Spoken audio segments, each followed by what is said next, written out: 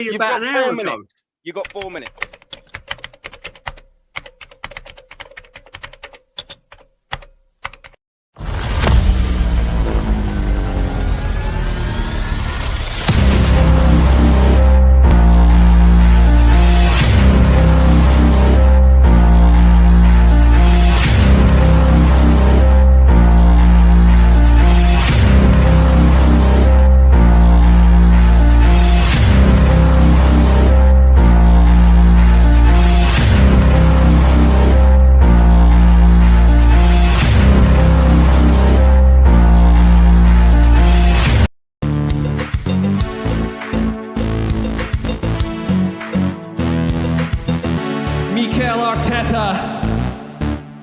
You made everything better, but it sure took a lot of time. It sure did.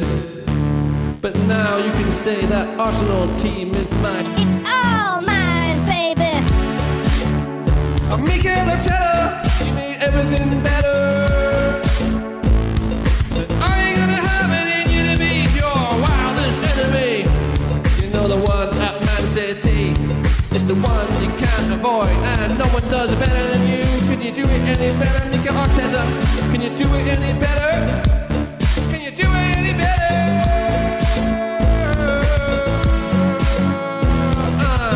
Mikel Arteta,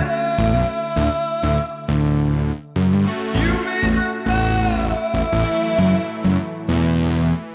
Mikel Arteta,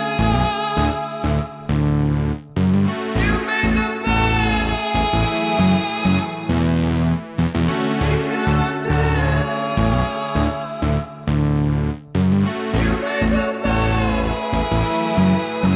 oh, baby,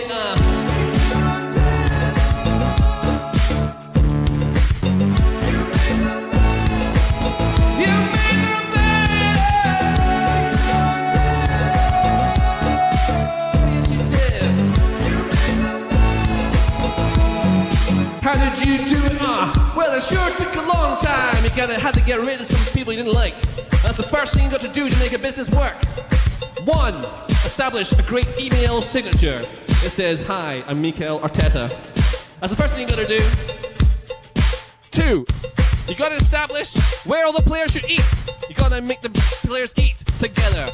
If they don't eat together, how do they learn to love each other? It's the only way. It's the only way. It's the only way! Okay, so what we know is that Mikel Arteta put his players in the room all together and he said, "Boys, you got to get some lunch down and you'll suddenly know how to find their way to goal town." And welcome back to the show. It's me, your host, Diabetes Babs, back for another one. Bada bing, bada boom, boom. It's the OG show on Monday. I hope you enjoy it. Ooh, what's that? The buffet bell. Mummy's rang the buffet bell. I've got to go. Time for Vavi. Bye-bye. Enjoy the show. Big up everyone, man. How are you all doing? We've made it to Monday. My co-host Babs let you all know, and I'm going to say it again. Big up to every single one of you, man. We made it. We've got a lot to talk about. There's a 6-point swing now. Mikel Arteta, is he making us better? Probably not. But we're 6 points ahead. We've had a good weekend. Man City fluffed up yet again and dropped 2 massive points in the title race. We'll get into that. But we've got an extra guest as well with us today. We got big up to the Jezza. Big up to Jezza. Thank you very much for giving your time. And to the right, as always, we got D to the J to the B. We got a bit of Shane and we got a bit of Normski. Boys, from the top right, how we doing? How we doing, D? Yeah, all good, mate, all good. Minus Arsenal. Minus Arsenal. How was your weekend? Minus Arsenal. Yeah, it was good. It was busy. It was busy weekend going on. But yeah, no, it was all good. Freezing cold. But yeah, look, we got the result at Bournemouth. Again, wasn't pretty in parts, and Bournemouth played their part, but we got the 3 points, which was good. Declan Rice steps up, and yeah, the rest is history. But yeah, good weekend, and what can I say? Great to be back on. Happy New Year to every single one. Start of a new year, new OGs, yeah. And yeah, we return. Big up to Lovely, everyone. man. Birthday, you old fucker. Yeah, it's birthday today. Yeah. Yeah, happy birthday, man. Happy Yeah, I mean- birthday to DJB. Come on, man. Come on. Big up to DJB. Looks we good got, for 75, doesn't it? Easy now. Oh, you And see- he's wearing some merch as well. I just sort of Yeah, I've got seen some her. Yeah, Christmas, Is that right? Christmas merch. It is available in all good stores. It's the Arsenal huddle. Oi. Oh, hello. So it was bought as a Christmas present. I had no idea it was Santa was going to bring it to me, but he did. And so I don't know. I'll have to negotiate on the retro. It might have to go down on the retro show as one of the good ones. DJB, I was forgot. going to say. I should have done this.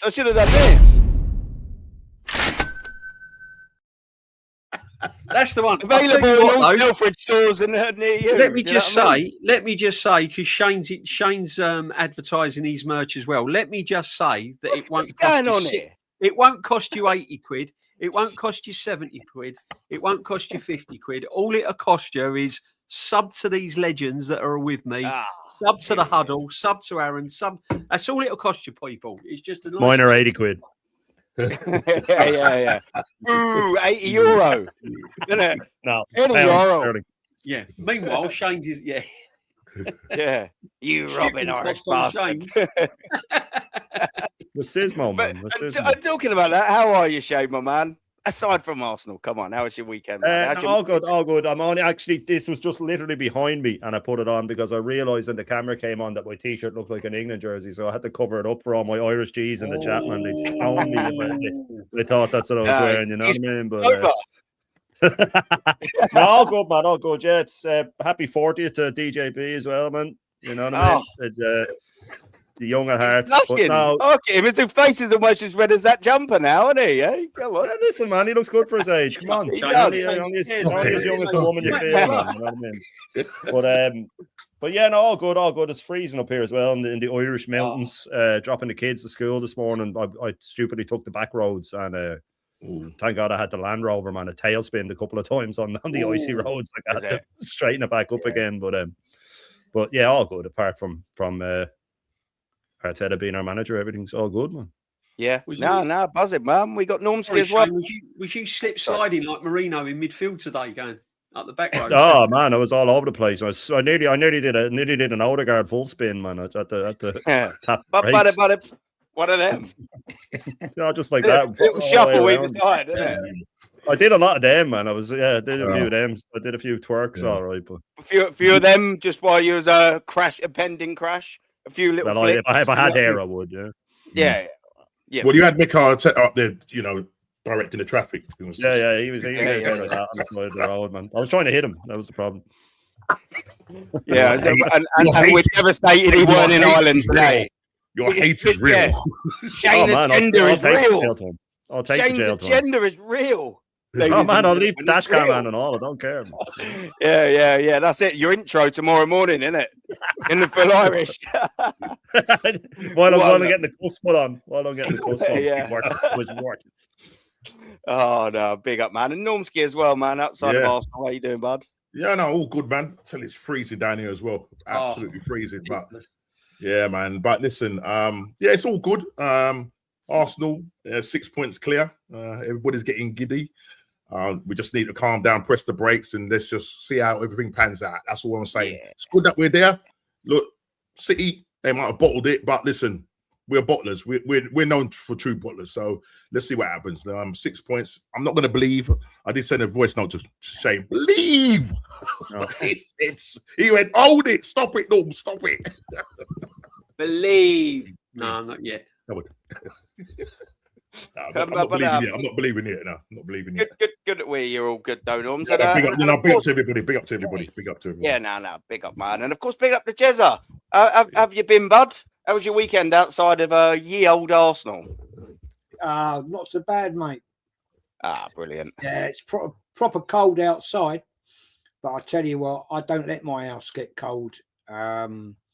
This time of year with the snow on the ground, mate, I've got the heating on 24/7.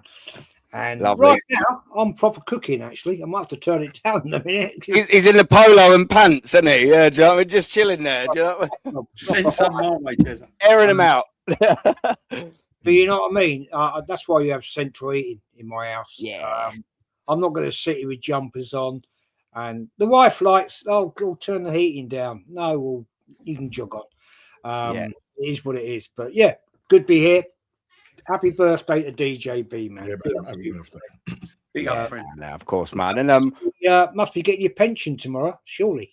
Not yet, mate. I'll tell you what. If Arsenal don't win, the Premiership, mate, they would have put about 10 years on me. They've already had.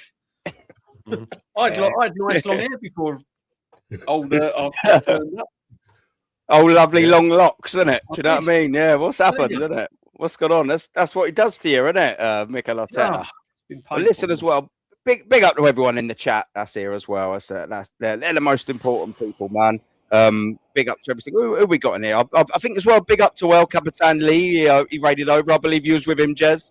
So double appreciate that. Thank you very much. Big up to everyone that's in the chat. There's already a good few people in here, so I'm just going to cut straight to the chase, people.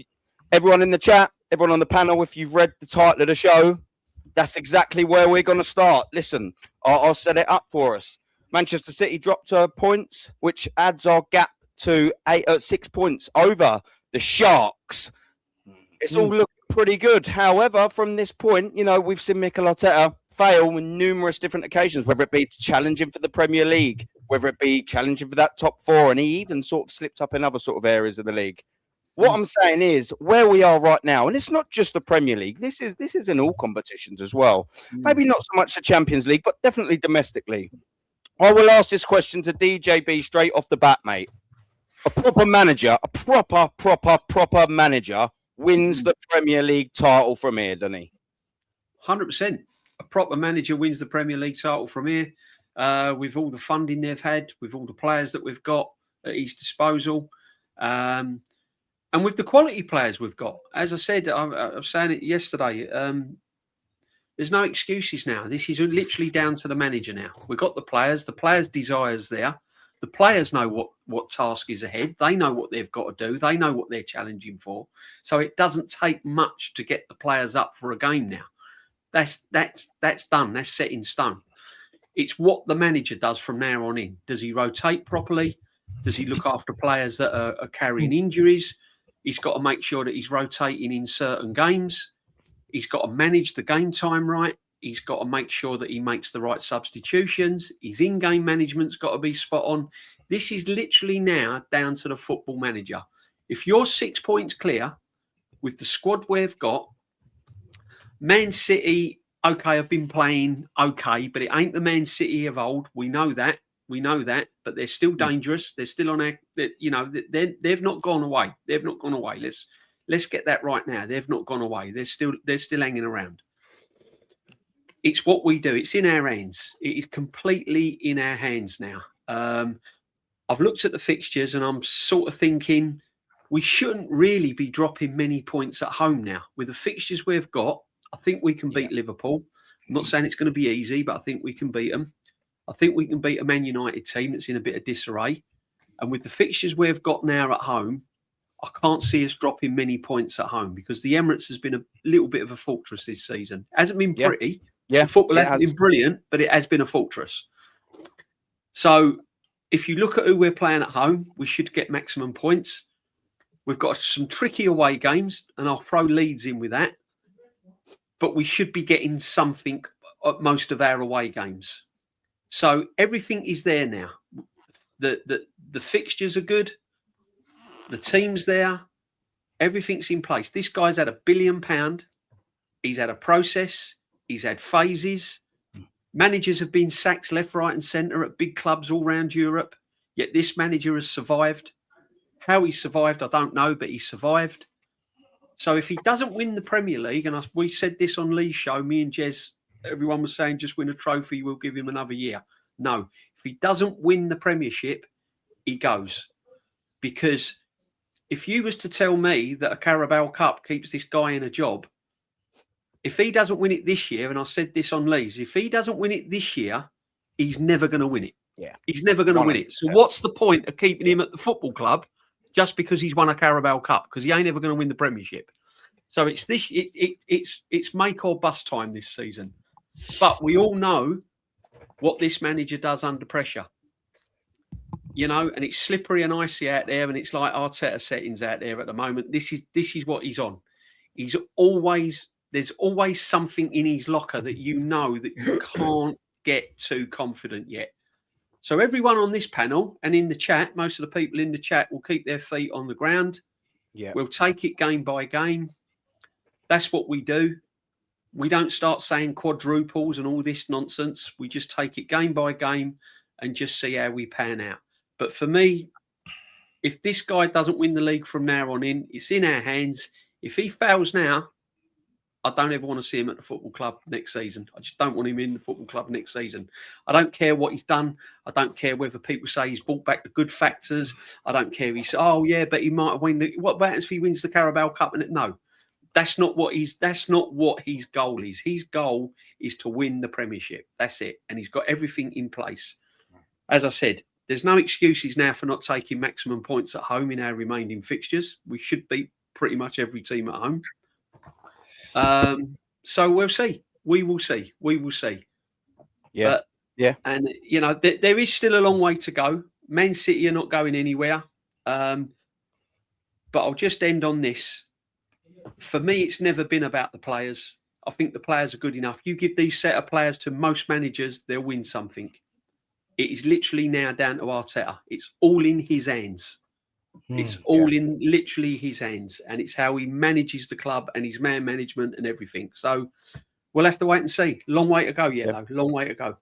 Yeah, of course it is. Yeah, it's only match day 20. And yeah, sort of keeping with the theme, Shane. Look, man, a proper manager for me, and I'm sure it'd probably be the same for you, does win the Premier League for me. I mean, when you look at past Premier League winners, obviously you've got names that speak for themselves, Shane. Pep Guardiola's, of course, who's still managing. Sir Alex Ferguson's, Arsene Wenger's, Jose Mourinho's, Carlo Ancelotti's won the league here. You've got Pellegrini's, Mancini's, you've got Conte's, etc., etc. All of these boys, we would be very comfortable if they were managers of Arsenal Football Club. You'd be going, do you know what, boys?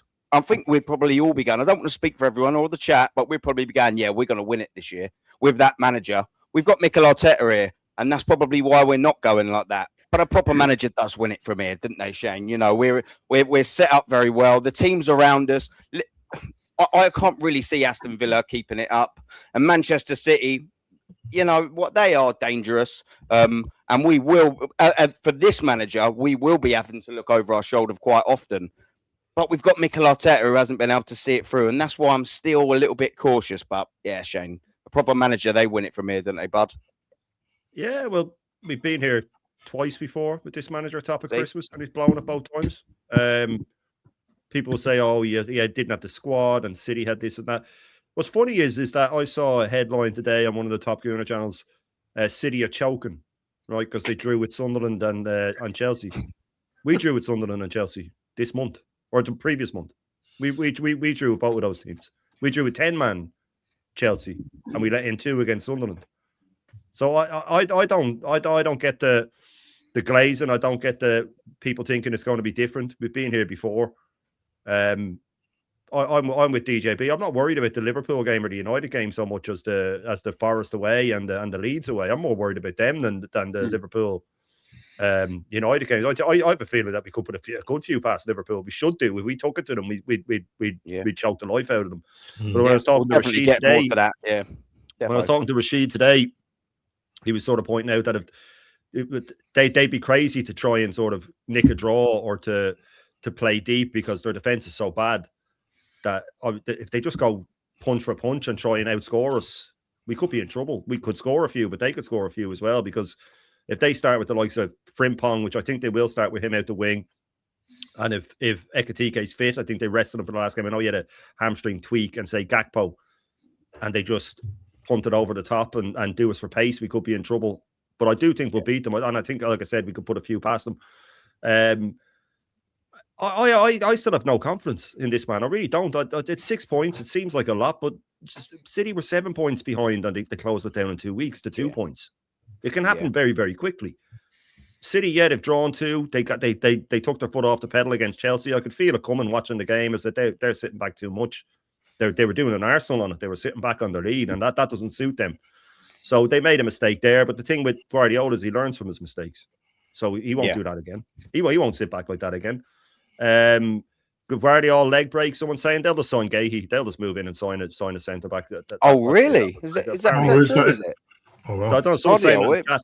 I don't know. Someone's saying that in the chat. I'm seeing that. Yeah.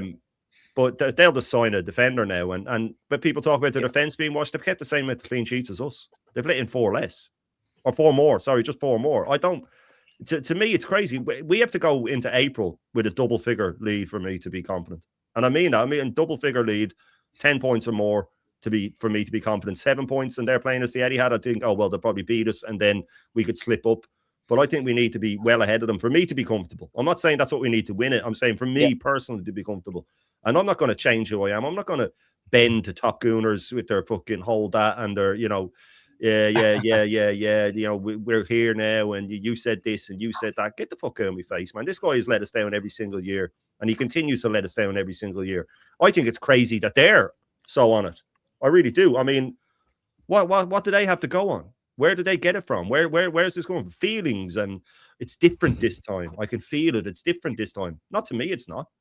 Not to me, it's not. I don't live my life that way. I live my life by, well, so and so. One of this mates that I have, he's let me down all the time. Whenever I've asked him, I'll give us a hand move, and he's the one that doesn't show up. There's another lad that always shows up. So when I invite the 2 of them or ask the 2 of them for a hand, I know which one is going to turn up. I'm not surprised when the other lad doesn't. So this guy's let us down numerous times, and let's just really lay it out, man. You know what I mean? People can talk about Rice getting 2 goals against Bournemouth. He shouldn't have been playing. I don't care what people say, but he got through the game. He was in pain. You could see it in his face. His leg was swollen the day before. Why is he playing? Oh, but he scored. Yeah, that's crazy. I would rather lose that game than him break down 2 weeks from now for 2 months. You know what I mean? And that's what this manager and these fans never take into account. And it's why we never get over the line, because it's always the most recent dopamine, the most recent good thing. You just concentrate on that. Oh, Gabriel's back now. Are you telling me he's going to see through January? 11 or another 9 games or whatever, and he's going to play every one of them. Maybe he will, but I don't see him seeing out to see. He'll break down at some point. I mean, it's in the cards. It's invincible though. Yeah, but I mean, I'm talking about Gabriel as well. Gabriel, I'd be very surprised if he doesn't go down for another month or another 2 weeks or another. Oh, but we got through it. I just don't see where the chest comes from. And you know what? And I'll finish on this, and I stand by it. I'm at DJB. Unless he wins the big one, just get out. I don't ever want to see him at the club again. And if he does win it, you're on a 12-month fucking You're on a 12-month contract for me, mate. And if you don't do well the next season, you're gone. Shane, what would you do? Would you do this? Sack this manager tonight! Yeah. That's exactly what I'm saying. No, but listen, he will be. I don't understand when people say, "Oh, well, that's crazy. He has to get such and such an amount of time." Why Slot under pressure? He just won the league, and he didn't have 7 years before that of nothing. You know what I mean? So two trophies in 7 years. You're still on fraud watch for me, but I have absolutely no faith that this manager will get over the line. And unless City just completely fall apart, and I mean completely fall apart, lose 3-4 out of their next 5 games, I will always think that this guy will throw it away. Until it's mathematically impossible, I'll always believe he's going to throw it away, and that's just how I feel. Yeah, I'm not too dissimilar to your thinking. We're speaking the same language. We're not far apart. I sort of think, considering how many games will be left, I think 4 by the time we play Man City. If we're 7 points clear, which would give us a 2-game buffer of losses, 5 games maybe I'd feel. Oh, is it 5? Is it okay? I thought there was 4. So I do apologise if I've got that wrong. I think there's 6 last. Maybe it's changed. Maybe I don't. Yeah. I mean, maybe then I can actually see if it is 6, and I can see where you're coming from with the 10. To be fair, I'll get that a little bit more. I thought it was 4. I've got it wrong. But either way, 10 points in April though. 10 points in April. Oh, in April. All right. Okay. Yeah. Well, so we've gone from different points and all that. Okay. Yeah. Fair dues. Well, I sort of think if we can get to that Man City game, I know it's another conversation. If we can get there 7 points ahead, I'll be a little bit more confident then.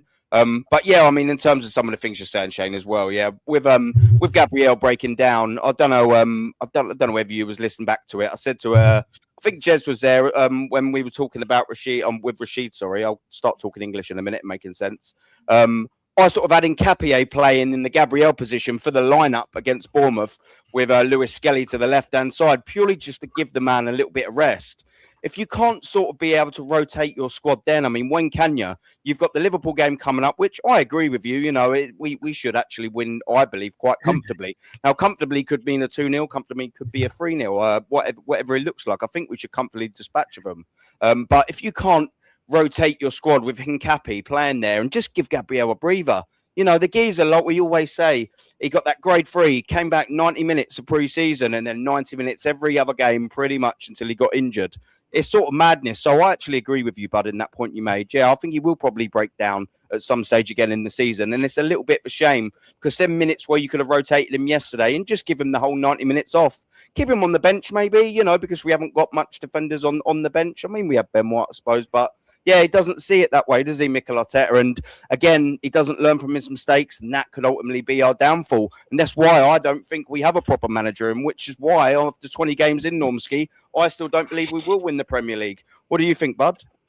Well, we can only go by history. And that's why we have this PTSD about the whole thing. I mean, people have a go at us for saying that, oh, we're so negative and whatever, but you can only go by past events. And, you know, we've been at this stage where we was 8 points clear and we bottled the league. So 6 points, as I said, at one point we were 7 points clear of Man City, and you know it went down to 2 points. Okay, they've drawn 2 games, you know, and as Shane rightly said, the same 2 teams that they drew against, we drew against them, one being Chelsea with 10 men. You know, those are the times when you need to be putting away your chances and winning those games, because you're going to look back at those games and think, why don't we take our chances? In terms of this gentleman behind me, Declan Rice, you know what I mean? A lot of these guys, the top gooners, look at him as a machine. You know, they think he's a Terminator. You know what I'm saying? This guy is a human being at the end of the day. And to be honest, I mean, on Shane, I think he called it a number of times that it's guaranteed that this guy is going to start. He didn't start in the game previous, but he was going to start in this game. The guy's got a swollen knee. You know what I mean? He's probably taking injections or some sort of steroids thing, drain out the fluids or whatever to get him to play this game. Yes, he had a great game, but any proper manager, if you've spent the kind of money that Arteta has, if you've been backed, the most backed manager, yeah, in Arsenal's managerial history, then surely this guy should be rotating aside. You know what I mean? But he's risking. He's played it. We don't know what the reoccurrence is going to be, but he could have broken down. And then, as you say, we can lose him for 2-3 months, and he's the glue for this team. He's by far, you know, our best player. You know, Trossard is there and he's doing his thing, whatever. But Declan Rice, he's the main guy. You lose him, and that's why. Listen, in that Aston Villa game, when I didn't see him on the side, I was like, "Whoa, this could be a long night." Fair play to the team, the guys. They came out second half, done the business. In that Bournemouth game, the first half very slow, very predictable, you know, typical whatever. And you make that mistake by playing the ball out, and then Gabriel had his bozo moment. Couldn't believe what I was watching. to be fair, yeah, it was a gift, wasn't it? That was a Christmas gift. That was a belated Christmas gift. Yeah, and to be fair, he redeemed himself. You know, he gets the equalizer, and we start to push on from there. But it's just, we call us what you want, bottom gooners or whatever. You know what I mean? It's just like we just speak facts. We don't get giddy. You know, it's a good win, so great with 6 points. But let's just press the brakes and just take it game by game. That's all we're saying. It's just because we say that we're classed as negative bottom gooners. I just don't get it. And then the guys that, are watching online or doing watch-alongs, they're saying, hold that and that, this and whatever. How many times, we've done watch-alongs and we just said, hold that, you bottom gooners, I'm top gooners. Yeah. Why would we be doing that? Why is there a war? Why is there a war? At the end of the day, we want exactly what you want. We want to win this. It's not our Arteta FC, it's Arsenal Football Club. Yeah, and we want what's best for the club. And fair play, I think that the guy is not the manager to take us over the line. It's as simple as that. He's not the manager to get us over the line. If he does and he proves us all wrong, we're all winners, because at the end of the day, he's lifting a trophy, and that's what we want. That's what we've been asked for, the standards. If he doesn't get us over the line, then I'm expecting the hierarchy to act. I'm expecting him to act, because Berta's bought all these players. You can't be spending 1.3 billion just to go and win a Carabao Cup. But what will happen is context will come into it, and they say, well, he won a Carabao Cup. Maybe you need to just give him a little bit more money for next season. Then hopefully this is the time he gets over the line. No. This is the year you go and win me the Premier League or the Champions League. Whatever it is, you go and win me the big ears or the Premier League trophy. Yeah? Right? You've got the players there. The players are good enough. They're good enough. But a good manager will know how to rotate the side. You have to rotate the side. You can't keep flogging the same players week in, week out. Yeah, you got Havertz coming back from injury. He comes back on the bench. Who's the scapegoat? Ethan Smith-Rowe. Yeah. On the words of DJB, he's the scapegoat. Yeah, you haven't seen him for 5 months, and he comes back next game, just gone. He's not even on the bench. Ethan's not even in the side. I feel sorry for Ethan. Ethan, pick up the phone to your agent and say, I need a loan thing, because at the end of the day. And then I was reading today, it just kind of come up on my timeline, and they were asking the question about Eze and why he's not getting the game time. He was like very confused as to say, like, you know, and he started, you know, he got him in his stats and started saying, well, he's played 22 games out of whatever. I'm like, I've seen him up on Twitter already. Come on, stop the this. The narrative is ridiculous. And exactly. Just all the games that he has played, kind of not what we're saying. And listen, he's probably punishing for that the Aston Villa game when he played him as a left wing back or whatever it was. Yeah. And he's punished him, and since then he's not set foot on that pitch. The thing is at the end of the day, play the guy in the right position. Listen, I get it. As a team, you're all meant to defend and whatever, but you have defenders that defend. You buy defenders like Gabriel and Nkepe, Saliba, Timber. They are defenders. That's their first fault. They have to do is defend. And I get you have to defend from the front and blah blah blah. Then you've got your defensive midfielder in Zubimendi, who is back to goal. A little bit suspect for me, you know, without any pressure on him, going forward, fantastic, whatever, he does whatever. But when he's back to goal and he's going back to his own goal, the man gets pressed. So they're taking Eze, Crystal Palace, that's where we said the Eze of Crystal Palace, we ain't going to see. We ain't going to see him anymore, right? Because he's going to field him out on the left, because if he does get out on the left, because not Zubimendi, Trossard is playing there and he's doing quite well for him. He's not going to get back in the middle because Odegaard, his son, is there. He's not going to pull him from there. And now that he's done 2 assists in 2 games in a row and scored a goal, I can't see how this guy is going to get back in the side. Eze must be sitting there thinking, what have I got to do? What have I got to do? Yes, he's got to come in and do his bit and work a bit harder, because that's the only way you're going to dislodge this guy. But it's going to be very difficult. Yeah. Because once you're the son of Arteta, it's very difficult, to get the guy out the side. Yeah, Havertz, when he comes back, well, we don't know the story with Glock. He's probably going to end. It's going to be a copy and paste with Eze, isn't it? Once he's got his fit, 100%. Yeah. So look. At the end of the day, for me, going into that Man City game, 7 to 10 points, we have to be to have that cushion. But as we go into the business end of the season, we need to be double figures, because we've seen it, and I just don't trust this guy. Yeah, and the excuses will come and blah blah blah. If it's not going to be injuries, it's going to be the referee, or they're going to find something. Or it's going to be the famous word context.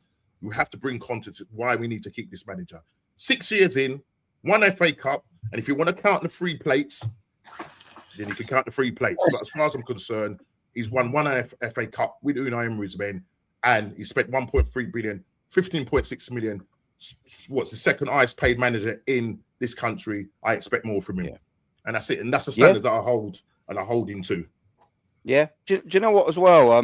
You mentioned something there, and I'm going to bring Jez in with this. So it's a double question for Jez. We're going to keep, obviously, a proper manager. Jez wins the Premier League from here. I believe that, and I'm sure you do. But as well, a proper manager, it doesn't just win the Premier League this season, does he? With the opportunities that we've got ourselves in, and of all respect to Portsmouth, you know, we've got them in the 3rd round. Maybe we can finally get to the 4th round again, Jez. Which, by the way, Jez, let me know. I don't know if any of you guys know. We will not be wearing that bastard white shirt. We will be wearing a normal red and white shirt at Fratton Park. But Jez, we're also in a Carabao Cup semi-final.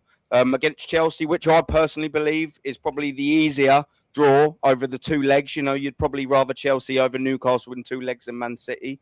A proper manager doesn't just win the Premier League title, does he? Does he win numerous trophies this year, Jez? Considering our season at the minute, bud. Well, yeah, you're quite correct what you said. Let's not get it wrong. Portsmouth away is quite a tricky venue to go to. Yes, they're not in great form, but it's the FA Cup. We know what happens with teams in the FA Cup. Yeah, and quite right. This game this Thursday night, throw all the form books out the door. This is Liverpool coming to the Emirates, right? Man United, Liverpool, throw all the form books out the door. It doesn't matter. These are 2 of our biggest enemies in football. And we've been here before with these teams where we are top of the league and they've taken our trousers down, right? So that's not a given. That is not a given. Liverpool right now are not the best, but nor are Man United. But we know what the damage they can do to teams when they have got their tails between their legs. They can come out and bite you severely up the arse. So, yeah, we're 6 points clear. We are, and it's brilliant. It's fantastic. Loving it. We lose to Liverpool, we're 3 points clear. That makes a massive, massive, massive difference. I see people waxing lyrical. Oh, we're 6 points clear. We're in for the quadruple. La, la, la, la, la. Really? When was the last time a team in England won a quadruple? Yeah. Never. Ever happened. So what makes you think that this massive, fantastic, world-beater manager is going to do that? Now, as I said with DJB on Lee's show, right? If he wins the League Cup, it's not enough. Sorry. Yeah. Not with 6 years, right? And over £1 billion. It's not enough. Lee said he'd accept it. Lee said that. And I'm not calling Lee out. Yeah. Right? No, it's not enough for me. With this manager now, it's got to be Premier League, Champions League, even to the point, Aaron. You know how much I love the FA Cup. You know how much I love it. I do. It means a lot to you, man. Even if he won that FA Cup, it's not enough. No. Sorry, it's not enough now. What about both of them, Jezza? Or is that what you just said? Sorry. What about if you done a Carabao and FA Cup? Is that still not enough for you? No. It's not for me personally as well, by the way. It's not for me. No. Sorry, it's the Premier League or Champions League. Yeah. Sorry, it's got Absolutely. to be that. Because this guy has put his stall out, right? He was the one, remember, gentlemen, when he came to this club, he said he would win the Champions League within 3 years. Well, we're 6 years down now, and he ain't won it. So that didn't work out, did it? Yeah. So I'm sorry, much as I want him to win trophies, I want the club to win trophies. Yes. For me, it's got to be the big one. It's got to be the one with the big ears on it. Yeah. The one we've seen many teams in England win. It's got to be that one. Because no, we're not with all the money he's spent, right? And we've been down this road before. Yes, we're 6 points clear. Fantastic. I love it. Great game the other day against Bournemouth. I thoroughly enjoyed watching that. That was proper toe-to-toe English football. Absolutely loved that game. But it don't stop there, because now we've got Liverpool coming to the Emirates, and we know they can be a bunch of shit bags, right? Yeah. And if they beat us or we draw, right, don't write off Manchester City. Don't write off Chelsea. Yeah, they're going to go for the new manager bounce, Chelsea and Man United, and we know what happens there. Yeah, we know, we've seen it before. But I'm sitting there loving it. I'm loving it right now. We're 6 points clear, all going good, fantastic. this manager now has got to show his proper coolness now and say he can get it over the line. We've been here 7 points clear and lost the fucking league. Yeah. Right. Facts. By a lot of points as well. Yeah. Yeah. It's a great ad, Shane. Yeah. Yeah. So And I'm you know not, what? But Leon in the chat is telling us old timers that we seem to forget that we weren't challenging Man United and Liverpool in the 90s. I thought we won the league in 1991, but maybe I'm wrong. I thought we won 2 cups in 93. 98. I thought we won in Europe in 95. I thought we won in the double then in 97, 98. These fucking clowns, man. I swear. 93, we won the FA Cup and League Cup and 93, we all won the that. cup double. Yeah, these, I swear to God, like it's. The problem is, right, what you got, you got to turn it the other way on its head. What standards do you want for your football club? Do you want Arteta standards or Arsenal history football club standards? Because at the end of the day, any other business. When we go DJB, then Jez to Shane, yeah. Any other day, when you spent that amount of money on a football club, what standards do you want? It's true what Jez says and what I say. Is a Carabao Cup and an FA Cup the standards you want after all this time? Or are you still going to go, oh, well, we've got next season. He's won the Carabao Cup and FA Cup this season, so we'll give him another season to see if he wins the Premier League. If he doesn't win the Premier League this season, he's never going to have a bigger opportunity. DJB, right? You stated it. I'm not quoting what I said. I'm quoting what you said, right? And you're 100% right. Next season, do not expect, right, Liverpool, Man United, Chelsea to be as bad as they are this year. No. They will strengthen. They have ambitions. They have money. We've got money. We've spent money, right? But do not expect, if he can't win the league this year with, let's be fair, Man City aren't great. They're stumbling.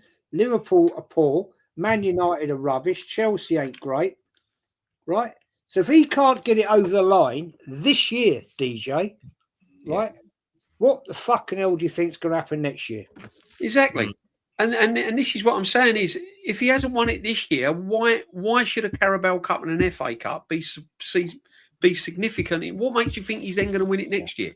Because DJB, thank you very much for the 2 trips to Wembley. Thank you for everything you've done. Yeah. Brilliant. What you've done, brilliant, whatever, but it's cheerio time. And another thing, we're talking about extending our stadium.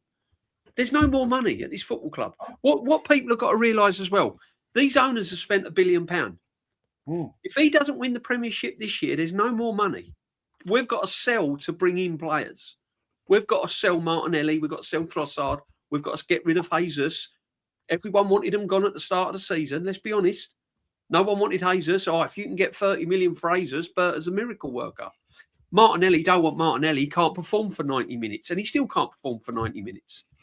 Trossard's been our best attacking player, the player that stated that he didn't want to be at the club, and they offered him a new contract and more money, and he stayed at the club. Now everyone's waxing lyricals over Trossard, and rightly so. But at the start of the season, they wanted him gone. So there's 3 players they want off the books. No one wanted Madueke at the team. No one wanted Madueke. Couldn't understand the signing. Norgard, never even heard of him. No one wanted him. Now suddenly, all these players now are still going to be at the football club, whether we win the Premiership or not. They've got long contracts. They've got 4 or 5 year contracts on 280, 300 grand a week. Saka's on, right? So you're telling me that if he doesn't win the Premier League, keep him at the club, when you've got players now looking over their shoulder going, it's not what this is all about. This is not what I've signed up for. This is not what I've signed up for. I don't want to go on international duty and see Fodens and all that flashing all his winners' medals everywhere. I want a winner's medal. I've trusted this manager. I've stuck by him through thick and thin. I've gone through hamstrings. I've gone through injuries. I've gone through this. I've gone through that. I've done my bit. When's enough's enough? I'm sorry. Yeah. If it's not, Do you know what, D? He's gone. Can I just add on to that as well? And the point you quite rightly and correctly make about when they meet up on international duty. Do you know what? Especially when there's tournaments, when they're literally straight after, say, Manchester City or Liverpool or whoever has won the league title or won the Champions League or won the FA Cup, they're meeting up with their England teammates a couple of weeks later, 2 or 3 later, to go away to the tournament. What do you think they're talking about? If Phil Foden and etc. have won the league with Manchester City, what do you think they're going to talk about in that England changing room? They're talking about in the Premier League. Saliba has already stated it's about winning trophies. It's about winning trophies, right?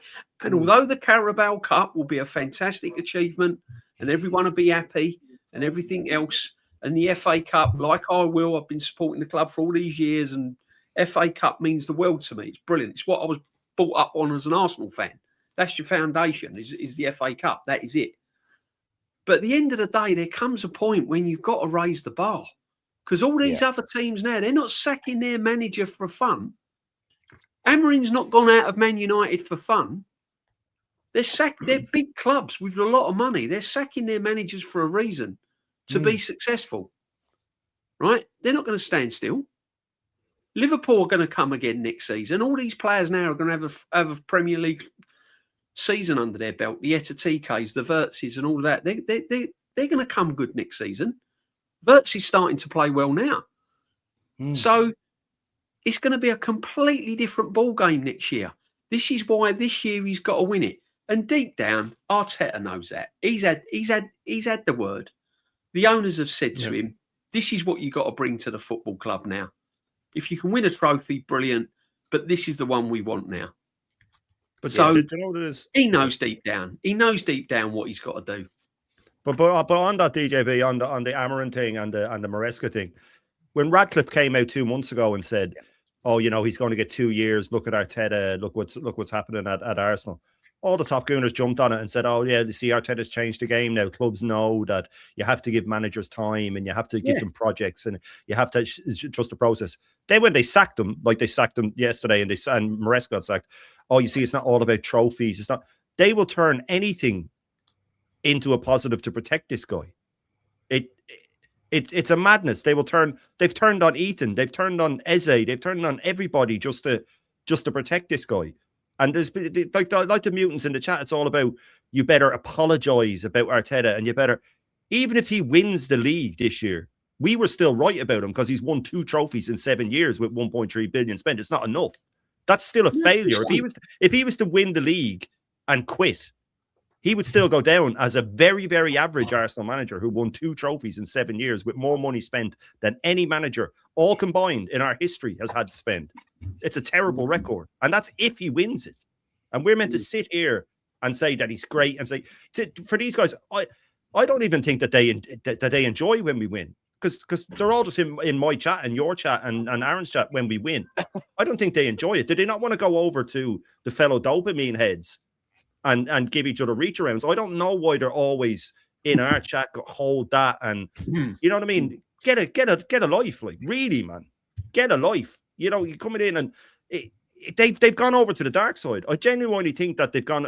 It is a cult now where it's just about Arteta. It's about proving right that Arteta's the man. And as I said, he has to win in the next 3 or 4 years if he stays that long. He has to win numerous trophies to make his reign a good one.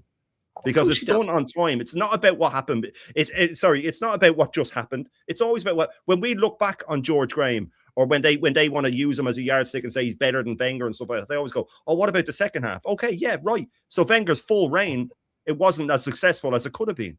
So when we look back on him, even if he wins a league, 1 league and 1 FA Cup in 7 years with all that money spent is terrible. It's awful, right? And he shouldn't have been here that long. So I ain't apologising to fucking anyone, mate. I've supported this team for near 40 years. I am apologising to anybody. If I win, I'll celebrate. And you know what? I'll still hate his guts. I've never said that I don't hate his guts. I don't like him as a person. I don't like him the way he carries himself. I think he's a scumbag. I think he's playing injured players. We're looking at Livermento now, apparently. So Ben White's fucked. He's done him. He's ruined him. He's looking at a right back. So he's basically admitting that he's destroyed him. So Ben White will be tossed. Ben White will be tossed on the... Timber won't be fine, but he's going to toss him on the scrap heap, and everybody will say, "Oh, well, Ben White was never good enough, and Ben White was shit, and Ben White, this, and just get rid of him." That's what they said about Tommy Asu. Just rip up his contract, get rid of him, just toss him on the scrap heap. You're not going to look at why this happened to him. Jesus will be the same. Havertz will be the same. Havertz has had another setback. That's why all the corporate shills are out there gassing up Gyökeres again. I'd say Zippy's sitting there going, really, when he gets the memo, I have to big him up. I was just slating him last week. I thought Havertz was coming back. Now I have to start bigging him up again. Oh, well, you don't get that second goal against Bournemouth unless Havertz crashes into the defender. You know what I mean? They're all on this nonsense of fucking protecting this guy. But unless we fucking win several trophies over the next few years, this guy's always going to be a bang average to shit manager for me. Yeah. The problem is they're changing the narrative on. Sorry, Aaron, but they're changing. No, you're good, mate. No, you're good. No, they're changing the narrative on Gyökeres now because, like, oh, look what he brings to the team. Well, let's tell you what he should be bringing to the team, right? All last year we was hearing all Arteta needs is a striker. That's all he needs. The chances we create, all he needs is a striker. We just need that missing piece, that missing jigsaw. So we go and get in Gyökeres, next best in class other than Haaland for goal scoring, right? We go and get in Gyökeres. Gyökeres under this manager looks absolutely awful. And I said he'll look bang average. Oh, he'll get 25, 30 goals. I was on Dan stream. How many goals do you reckon Gyökeres will score this season? 25, 30? DJB, how many you? I said he'd be lucky to score 15. Oh, you're being negative. I went, no, I'm being facts. He'd be lucky to score 15 goals. He looks bang average. Now Havertz is struggling for fitness. Suddenly Gyökeres is doing a brilliant job off the ball. Yeah. Oh, he's working wonders now. He's doing a brilliant job. We never bought him to do a brilliant job off the ball. We bought him to score fucking goals. We bought him to put the ball in the back of the net, the missing piece. That's what we bought him for, not to barge defenders out the way. We're not playing rugby. Therefore, but suddenly that's his role now. Arteta's a genius. Really? What's he done to Eze then? Anyone seen Eze? He wishes he was back at Crystal Palace. Yeah. Guy puts him as a wing back against Aston Villa. That's never been his position. Just quickly, while this is up there, D, while you're sort of talking about this one, I'll ask this just to you, and then I'll I'll move it on to something else. But Unique, big up to Unique, man. He's saying Happy New Year, panel. Happy New Year to you, Unique. Hope you and the family are very good, my friend. Hope you had a great Christmas, etc. And he's basically saying about Eze and Gyökeres as well. And while you've mentioned it, D, I may as well put it to you. And he's basically saying, I'm worried about them too. And I actually double agree with you, Unique. What do you honestly think is going on with their performance or performances for the pair of them? I think with Gyökeres, the system just doesn't suit him. The manager didn't really want him in the first place. Let's be honest, what striker has the manager has improved since he's been there? No. He hasn't improved one forward, let alone striker, not even a forward. Right. So it was never going to work. It was never going to work. Gyökeres, for some reason or another, he's turned up at Arsenal, and it's just for some reason or another, it's not working. It's not working. Whether it's the midfield players around him, whether it's the system, whether it's the manager, I don't know. But at the end of the day, it's a mismatch. And it happens. Jez, we've seen it over the years, haven't we? With the Lee Chapmans and the Franny Jeffers, and you can name the strikers that have been at Arsenal over the years. And it's John Hartson. You look at these strikers, John Hartson and all this. You look at these strikers, and for some reason or another, it just don't work. I think Gyökeres is in that mould. With Eze, that's what we said, DJB. We said he's the best in class that's available, but he won't work under the system. The first thing he won't work under the system. We had to change the system, and he's not changing his system for no one. Which is not even slightly. Not even tweaking it, is he? But as I said, if you're not prepared to change your system, I'm all right with that. But go and win the Premiership. If you can't win the Premiership, then you've got to look at the system. And with Eze, this is a player that he just does not know what to do with him. Because this is where the manager, his arse drops out. Because he knows that Eze's best position is in the 10. But he also knows that he's got to get Odegaard there. And he ain't dropping Odegaard. He hasn't got the knowledge to play both of them in the same team. He can't drop Trossard because Trossard's been our best striker. Who'd have thought? Because Saka's world class. So I don't know how Trossard's our best striker, but anyway. He has been by some way as well. D. By a mile. Yeah. But Saka's improved loads. Apparently, he's look at his assists and his goals this season. People in the chat, go and do the research on Saka's output this season, right? So he don't know what to do with Eze. He hasn't got a clue what to do with Eze. He can't play him on the left because he knows he don't track back. That's not his game. So he's no good out on the left. Can't play him in the 10 because he can't drop Odegaard. So Eze really is kind of a nuisance to him. It's like, what do I do with him? Oh, I know. I'll just play him in the cup games. I'll play him in the Carabao Cup and FA Cup, and then if someone gets injured, I'll put him on again. How can you have a player of that quality that was wanted not just by Arsenal, but by Spurs, Chelsea, Man United, Liverpool, teams all around Europe wanted Eze, Bayern Munich? How can you have a player with that calibre, with that CV, and he don't touch grass for 4 games after scoring a hat-trick against Spurs? I just can't make sense of it. I really can't. No minutes at all, Aaron. 3-0 up, cruising. Yeah, don't look like we're getting beaten, but he doesn't bring him on, not for 5 minutes, not for 10 minutes, nothing. He's punishing him. Absolutely nothing. It's ridiculous. He's punishing him for not tracking back against Villa. Just going to say that. Yeah. He's 100% punishing him. Why isn't he punishing Gabriel for passing the ball to a Bournemouth player? Why doesn't he punish Odegaard for dancing around in the Villa match? Same match, by the way, that Eze made a mistake in. Yeah, we knew Eze's number was up with this manager. What, first game of the season when he was roasting him about something? I can't remember. Yeah. It was. I think it was a Champions League game, didn't we? I can't remember what it was, but Arteta steamed into him because he didn't do anything, and he kind of said it in the press conference, and he basically put Eze in his place. So we knew what road he was going down. We knew what road he was going down. Yeah. Just quickly, we'll bring in Norms next, then Jez, we'll go Shane, then DJB. I just want to say people's channels are here, as you can see. DJB's, Shane Gooner, Normski, and Jez's. Listen, Normski as well, everyone in the chat. We've got 300 in the building, right? Normski TV, right? Come on, the links are pinned as well. It's not just up here. The links are pinned. Go over there. Give everyone a sub. DJB at the DJ Huddle, Shane Gooner, Jez's Arsenal. But make sure you get Normski TV to 1,000. He's so close. And I'll tell you what, it's criminal. Absolutely criminal. It is an injustice. Someone dial 999, please, man. This is ridiculous. Barrister up, lawyer up. Get this geezer to 1K. Come on, chat. Well, hopefully that 99 call will be to get Arteta out of the club. yeah. After Shane's give him a whack. Yeah.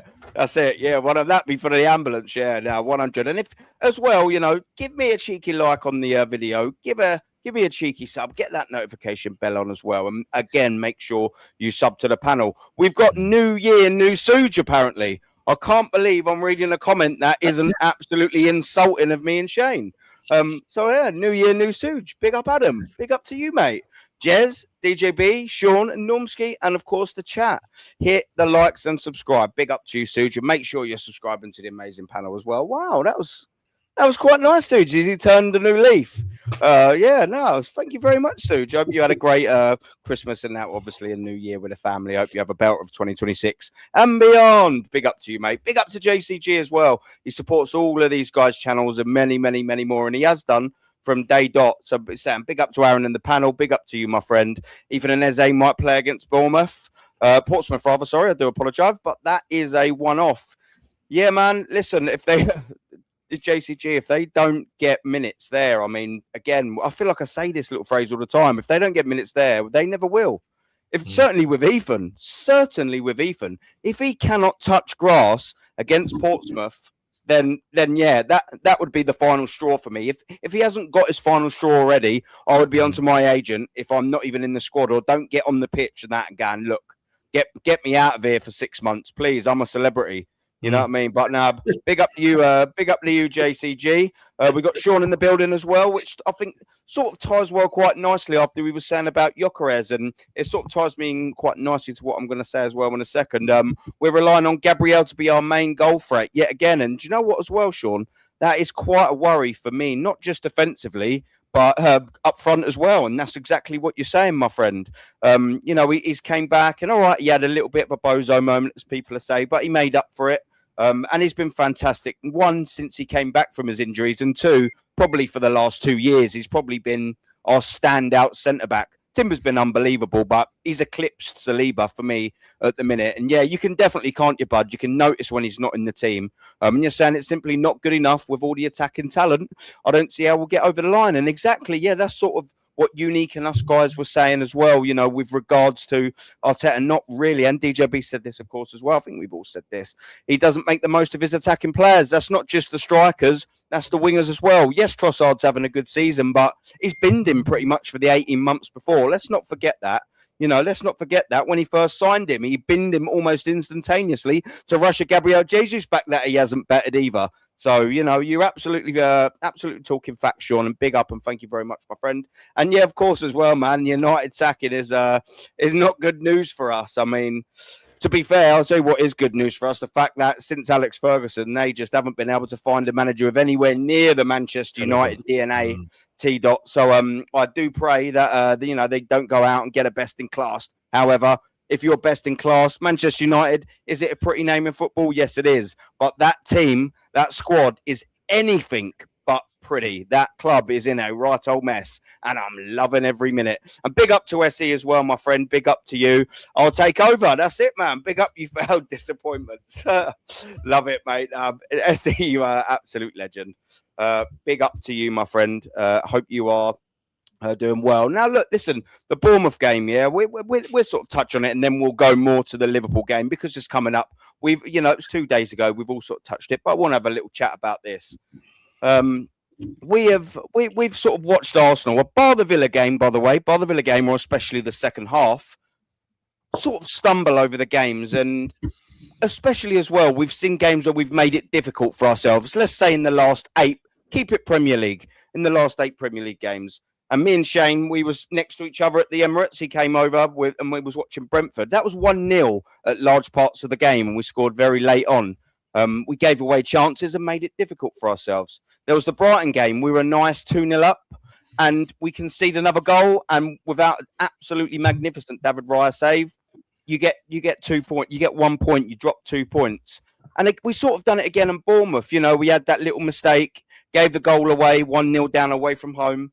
And okay, we came back sort of straight away, but again, we get into the game. 2-1, Declan Rice, fantastic. Declan Rice, 3-1, fantastic. And we can't help ourselves, but sort of make things difficult for ourselves. And we make it 3-2 by a good strike. I want to add on this strike as well, and I don't know how everyone believes about it. I think it was a good strike, but I don't think it was a fantastic strike, and I'll tell you for why. If you actually see, 1, it didn't go right in the corner. 2, if you saw the camera at the back of David Raya, his feet, before or whilst he was lining up the strike, just nudged ever so slightly over to the left-hand side. So by the time the ball's been struck, David Raya has stepped ever so slightly just to the left, meaning that obviously his planted foot to the right-hand side, the momentum's to his left-hand side, and he can't quite reach it. I think he's anticipated the shot, or maybe just a bit of footwork. I don't know much about the goalkeepers. I'm not saying it was a mistake, but you can see it from that angle. He's just ever so shifted over to the left, and he can't quite get that dive on the right. If he was to have shifted to the right-hand side, a couple of little bits of his foot, he's got all the momentum on the right-hand side, and he probably saves that. It's a good strike. It was a good connection to the ball. I don't think it was a great one. And I think David Raya, secretly deep down, he's having an unbelievable season. I think he'll be a bit disappointed with that. But it was a goal nonetheless, and we made it difficult for ourselves. Normski, we can't make that a habit. Almost going back to what we started on, and, you know, sort of saying about getting over the line. Is the manager able to do it? We can't keep going 2-0 up in games. We can't keep going 3-1 up in games. We can't keep basically giving our comfortability away in games and expecting to consistently get over the line, can we, bud? Is it a bit of a worry for you? Yeah, I mean, we've seen it in a number of games. I think the only real convincing game was the Aston Villa game. And to be fair, in that first half, if Ollie Watkins had his shooting boots on, it could have been a different story. Okay? Yeah. Came out second half, as I said, and they were closing down. Odegaard was getting his foot in, which was very surprising. But I want to sort of maybe talk about that second goal that Bournemouth got. But I think it was Junior Krupi. Is that his name? Whatever his name is, I think it's that. And I think when the ball was played, you see at that point, that was Odegaard's man, right? And there's the thing about Odegaard that he doesn't like to get his foot in. Now I don't know if it's because the World Cup is around the corner and he don't want to get himself injured.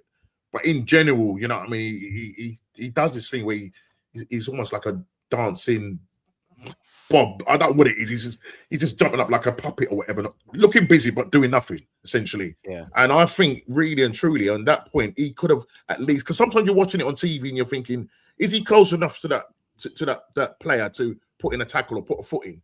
He literally went to run and then he just stopped and just watched him. Yeah, that was his man. So at that point there, as the captain, yeah, you can't be letting that. You've got to get your foot in. Captains we've seen gone eras, yeah, they don't muck about. They're gonna get their foot in and they're gonna make sure that goal doesn't go in. And the thing about it is this problem that we have in games where we need to. What I'm essentially saying is that when we go into games, yeah, because we are often slow starters, it means that the other team, as the game wears on, they're gonna think, oh, fancy me chances here. Do you know what I mean? When we're in a situation where you're 2 goals up and that, don't invite the pressure on, and we do that all the time. It seems to be endemic in us to do that. We have to learn to put sides away. This whole thing of controlling the game, they talk about, Arteta uses it all the time. We was dominant in the game. We was dominant. Well, when I'm watching the game with my eyes, I don't actually see that. The dominance, it comes from them just keeping the ball in their half and just passing it, whatever. If you look at a lot of teams that play with more people, we play that 4-3-3 system where Arteta ain't going to change. But if you look at teams that play 4-2-3-1 or 4-3-2-1, yeah, they're going to outnumber us in the midfield. So they always seem to be having that extra man in that midfield winning it. And when you've got the likes of Moreno, Odegaard, and Zubamendi for start, and you look at that, the Real Sociedad midfield, they're not good enough. Moreno's not good enough. He's not good enough. He keeps falling over on the floor. He's better coming off the bench and just playing as an auxiliary striker. Yeah, but as a midfield player, I just don't rate him. I don't rate him. And this whole thing with us just allowing pressure, we allow our pressure to come on. Sunderland game, you could see it coming. Yeah, you could see it coming. The other game was obviously when we played Aston Villa, and we allowed the pressure on, and it was just like Keystone Cops, and they beat us 2-1. Too many times we allow teams to we sit back too often, and then rather than Arteta, going and killing the game off. So if we're like 3-1 up, go and get Eze on. Yeah, take Declan Rice off, or take whoever off, take them off, and go and get not Declan, go and get him on, yeah, and go for the juggler, put the game to bed. Especially when you go on, if you play at the speed that I want to see them play at, rather than this slow lethargic football, put them away. Then you can play your control football, because at this point now, the other team is going to try and come onto you, and that's where you can hit them on the break. But far too often we do this, and when it comes down to the crunch moments, yeah, we know what happens is that when it comes down to the crunch moments, when you're in the business end of the season and you're 2 goals up, and then the mentality of the players and the manager, and that shows, because if he starts to bring on a defender, especially in that game when he brought on I think it was in the Sunderland game, and he took off Mosquera, brought another defender on, you're thinking, go for it. And it's just a story of what we do. We have to go and punish teams. We've got good enough players to do that. We've got good enough attacking players on the bench to do that. But he would rather go and take a defensive-minded player rather than go and get an attacking player to go and finish the game off. That's the PTSD that's in him, because he's frightened of going into a game and not losing. Yeah, he'd rather go in and try and scum a win and win it 1-0 or whatever, 2-1, whatever. But he won't go and kill it for game. And it's so often that he does it. So every often that you'll get a game like the Atletico Madrid game, you get a game like the Bayern Munich game, you get a game like the Aston Villa game, but it's not consistent. And that's the worry for me. And when you want to get this team over the line, you cannot be allowing pressure like that on. You have to go for it. You've got to go for the juggler, as far as I'm concerned. Yeah. Now, facts. Jez, I know you've always been a bit time sensitive, so you do have to shoot, my friend. But before you do shoot, mate, what do you think about the sort of question I just asked about Normski? About basically just giving away comfortable leads constantly. It's not sustainable, is it? And whilst we're happy we got the 3 points, Jez, before you shoot, we can't keep doing it. There's 18 games left. We're not going to get over the line in every single one of them games. We're going to slip up like City have, and like we have as well in the Premier League this year. What do you reckon just before you do shoot? And thank you very much for jumping on as well, my friend. Yeah, big up. Oh, it's always a pleasure, Aaron. Always a pleasure to come on your show.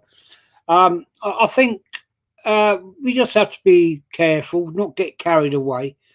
I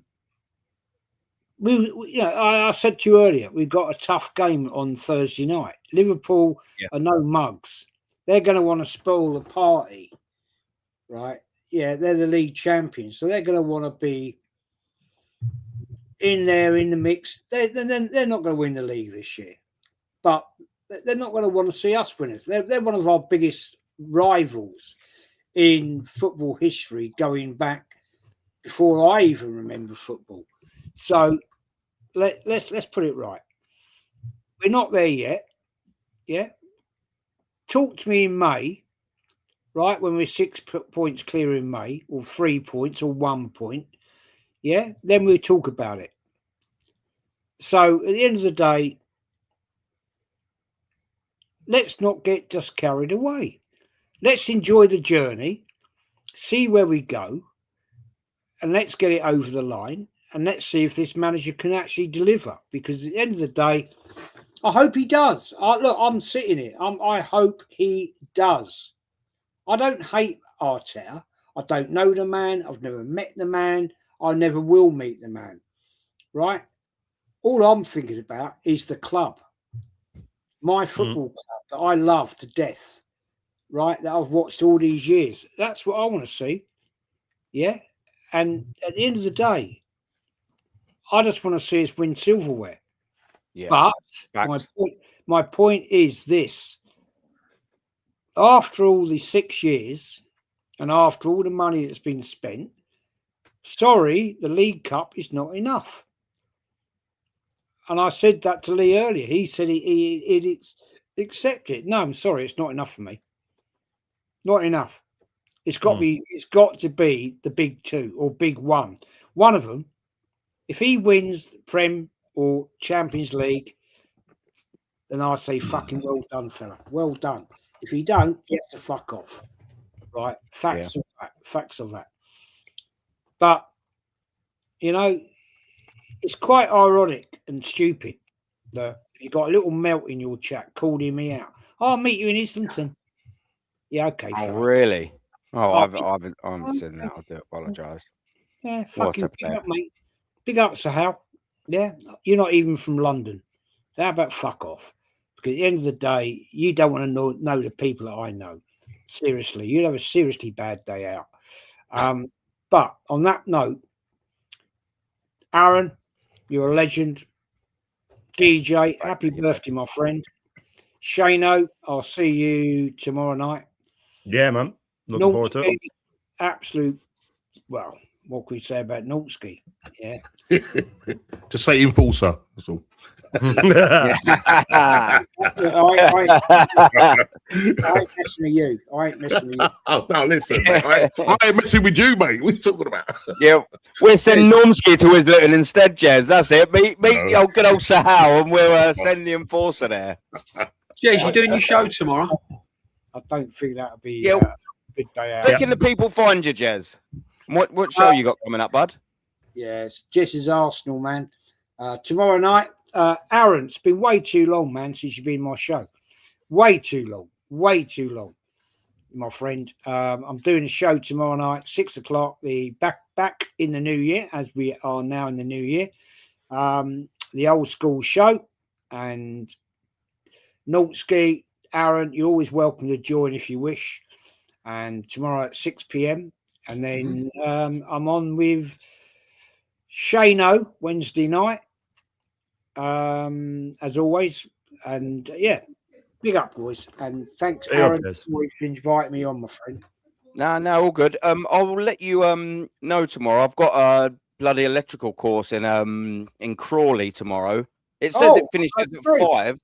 What's that? You're up the road from me. Fucking hell. Oh, is it? Oh, well, yeah. Don't do the stream at his house, mate. Don't do it at his house. Yeah, knocking on the door. Hello, I can make it, Jez. I got my laptop. Got my mic. Apparently, Jez knocks up If I a can brilliant get back in lunch. time, I will. Yeah. He knocks out a great Oh. lunch as well. Yeah. Yeah, a bit of fillet steak, Jez. Oh, Oh, he that, does you a know, brilliant bit of steak. used to that. Just don't go into Ooh. his wine cellar, though, mate. You'll have your hands chopped off. And I'll tell you what, I do like Oh. them. I do like expensive wine, Jez, as well. You know what I mean? But you know, do you know what? You're safe there, Jez, because every year, especially the last couple of years, I do dry January. Hence the cup of coffee I'm throwing all over myself. I thought it was empty.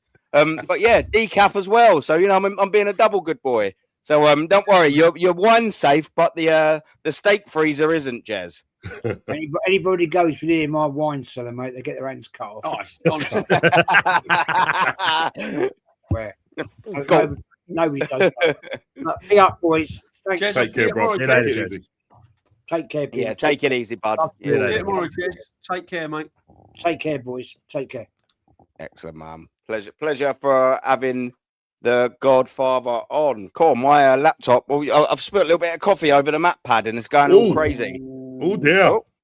Oh, he's gone, is he? What's going on here? Jez has gone, yeah. No, you're all still there, Aaron. You're fine. Oh, You're am I? still Yeah, I ain't got a yeah. blood. I ain't got a blood.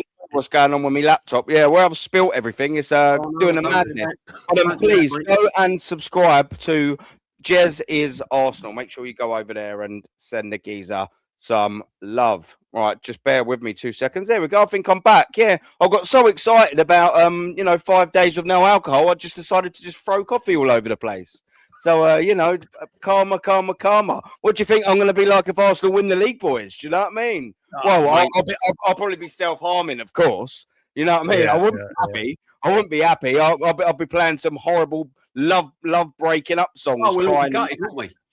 Yeah, I'll be absolutely gutted. Hey, 1,700 wait a 20, 22 years. 1,700 quid on a just to feel like season shit. ticket. It's been Yeah, following yeah, them yeah. for 50 years. I'll be mortified Yeah. if we win the league. Yeah. I'll be Going absolutely over and on sleeping the in league. I'll fucking be gutted. airports and all that sort of shit, man. Yeah, just Yeah. to see Oh, them lose, I'll man. tell you, You know I'll what have I to mean? leave the Yeah. country.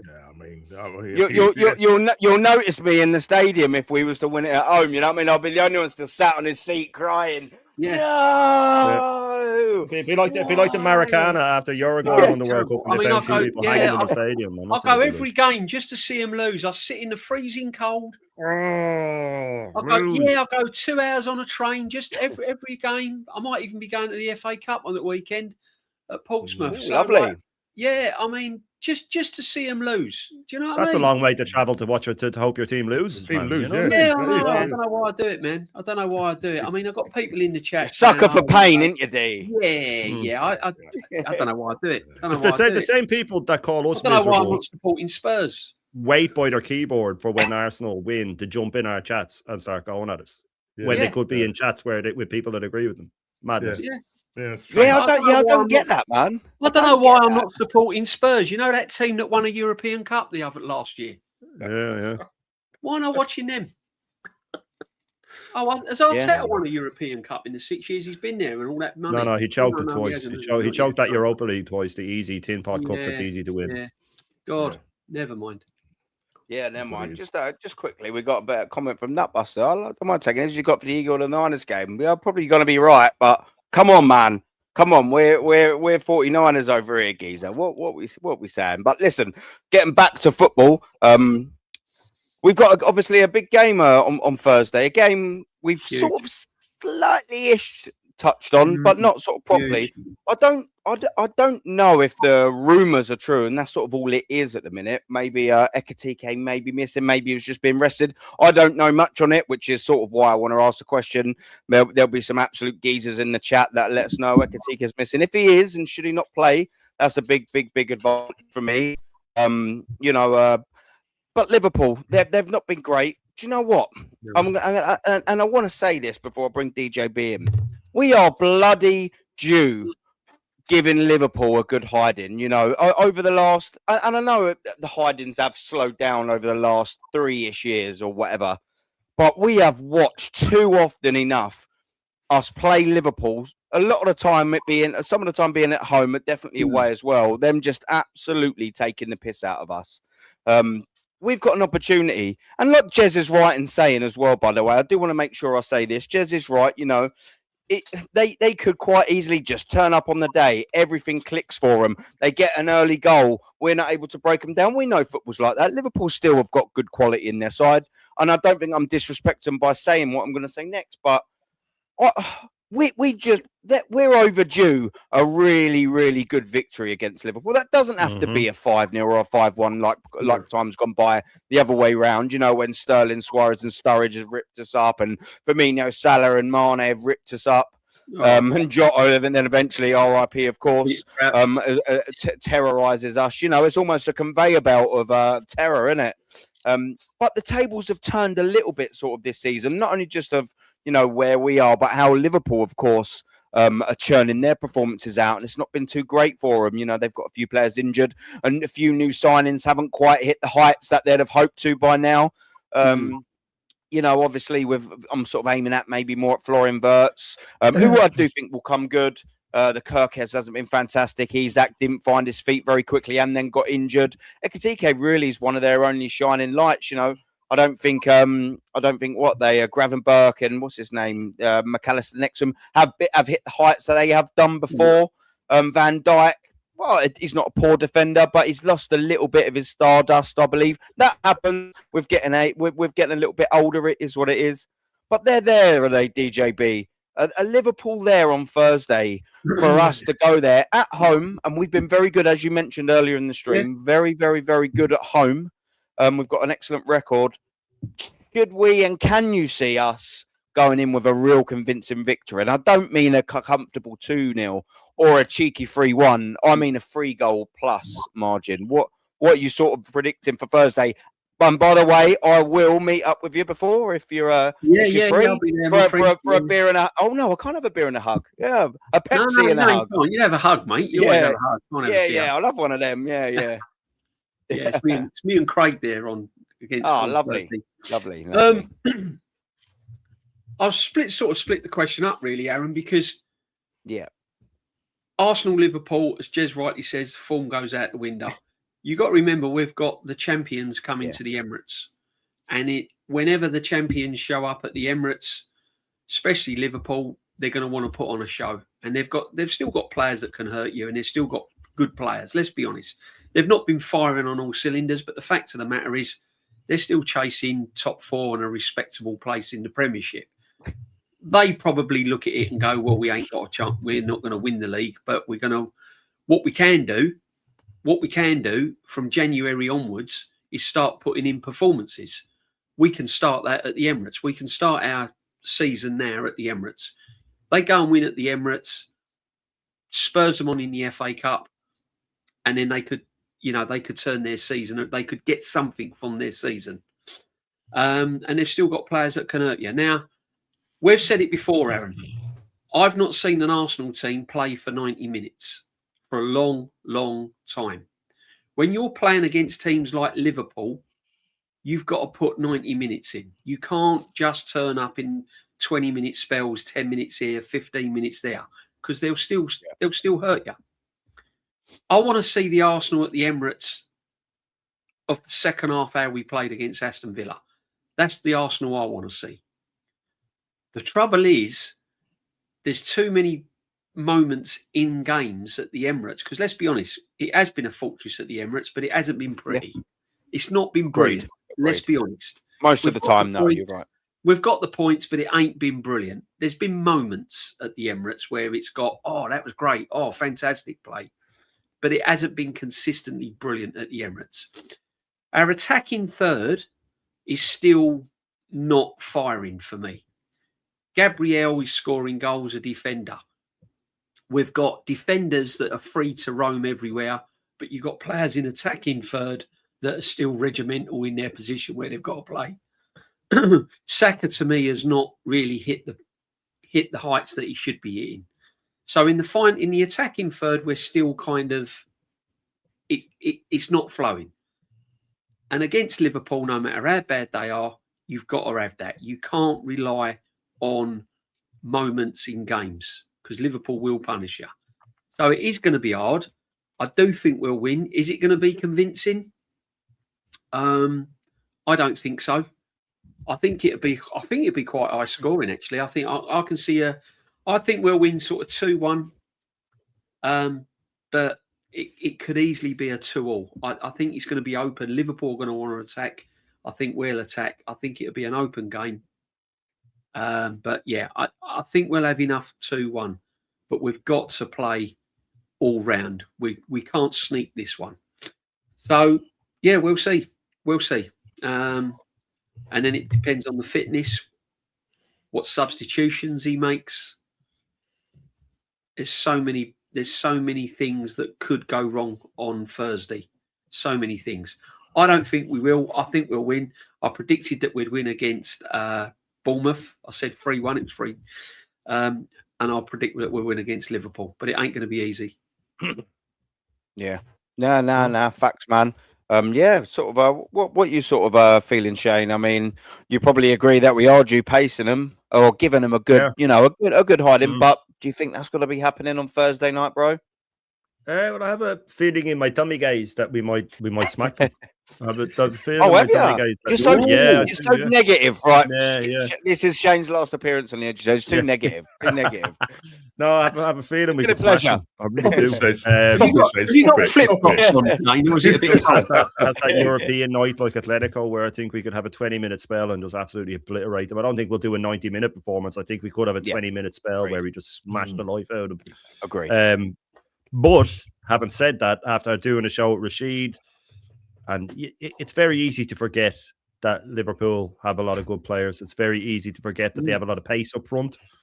It's very easy to forget that our defenders are all in the red for me. That I keep, I'm just waiting for these balls over the top that just open us up. I mean, if you look at the Villa game, the first half, how many times did they charge through our midfield with nobody near them?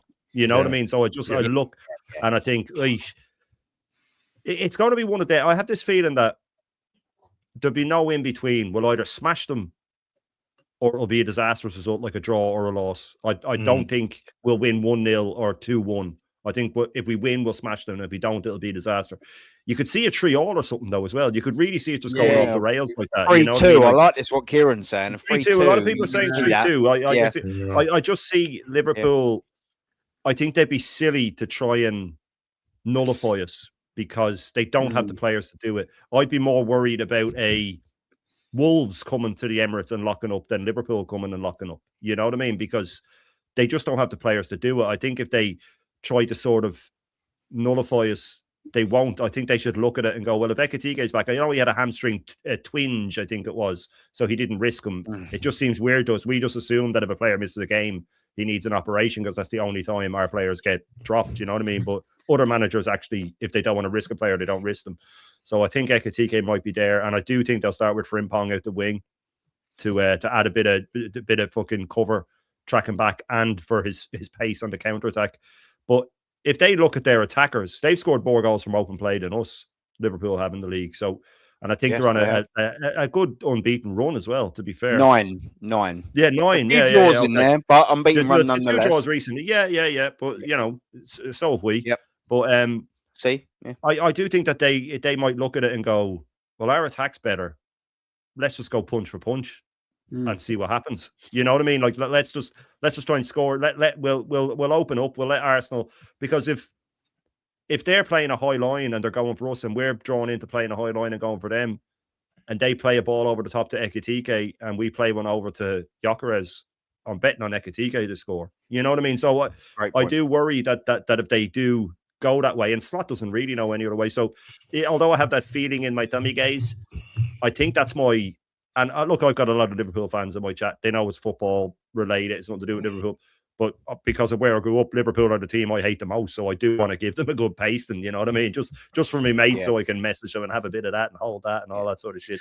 That's what it's all about, isn't it? Of course it is. But listen, this is one of those games where I will be. You'll ask me tomorrow and I go, oh, I have a feeling Liverpool win. You'll ask me the next day and I go, no, we're going to smash them. It depends on my mood. But this is it. Like, no matter who we've played this season, I haven't gone into one game thinking, I'm going to take it easy tonight because we're just going to walk it. There's always a feeling that there's something we could do to mess this up. The Wolves, we always make a meal of things, you know what I mean? And if we make a meal of it against these guys and we're only one ahead and we start sitting back, if they could hurt us in injury time. And if we draw and City have already won, we're already just letting it slip back, and then suddenly the game at the Etihad. So I've gone a bit around the houses here, but I have a feeling we'll smash them. My gut's saying that we'll smash them, but my head is saying they're on a 9-game unbeaten run and they're the champions. So, yeah. Listen, I think both can exist, really, can't they? You know, if you were sort of talking about a very, very poor Liverpool side, you know, with spot on. I think that Arteta will set up not to lose. That's my fear.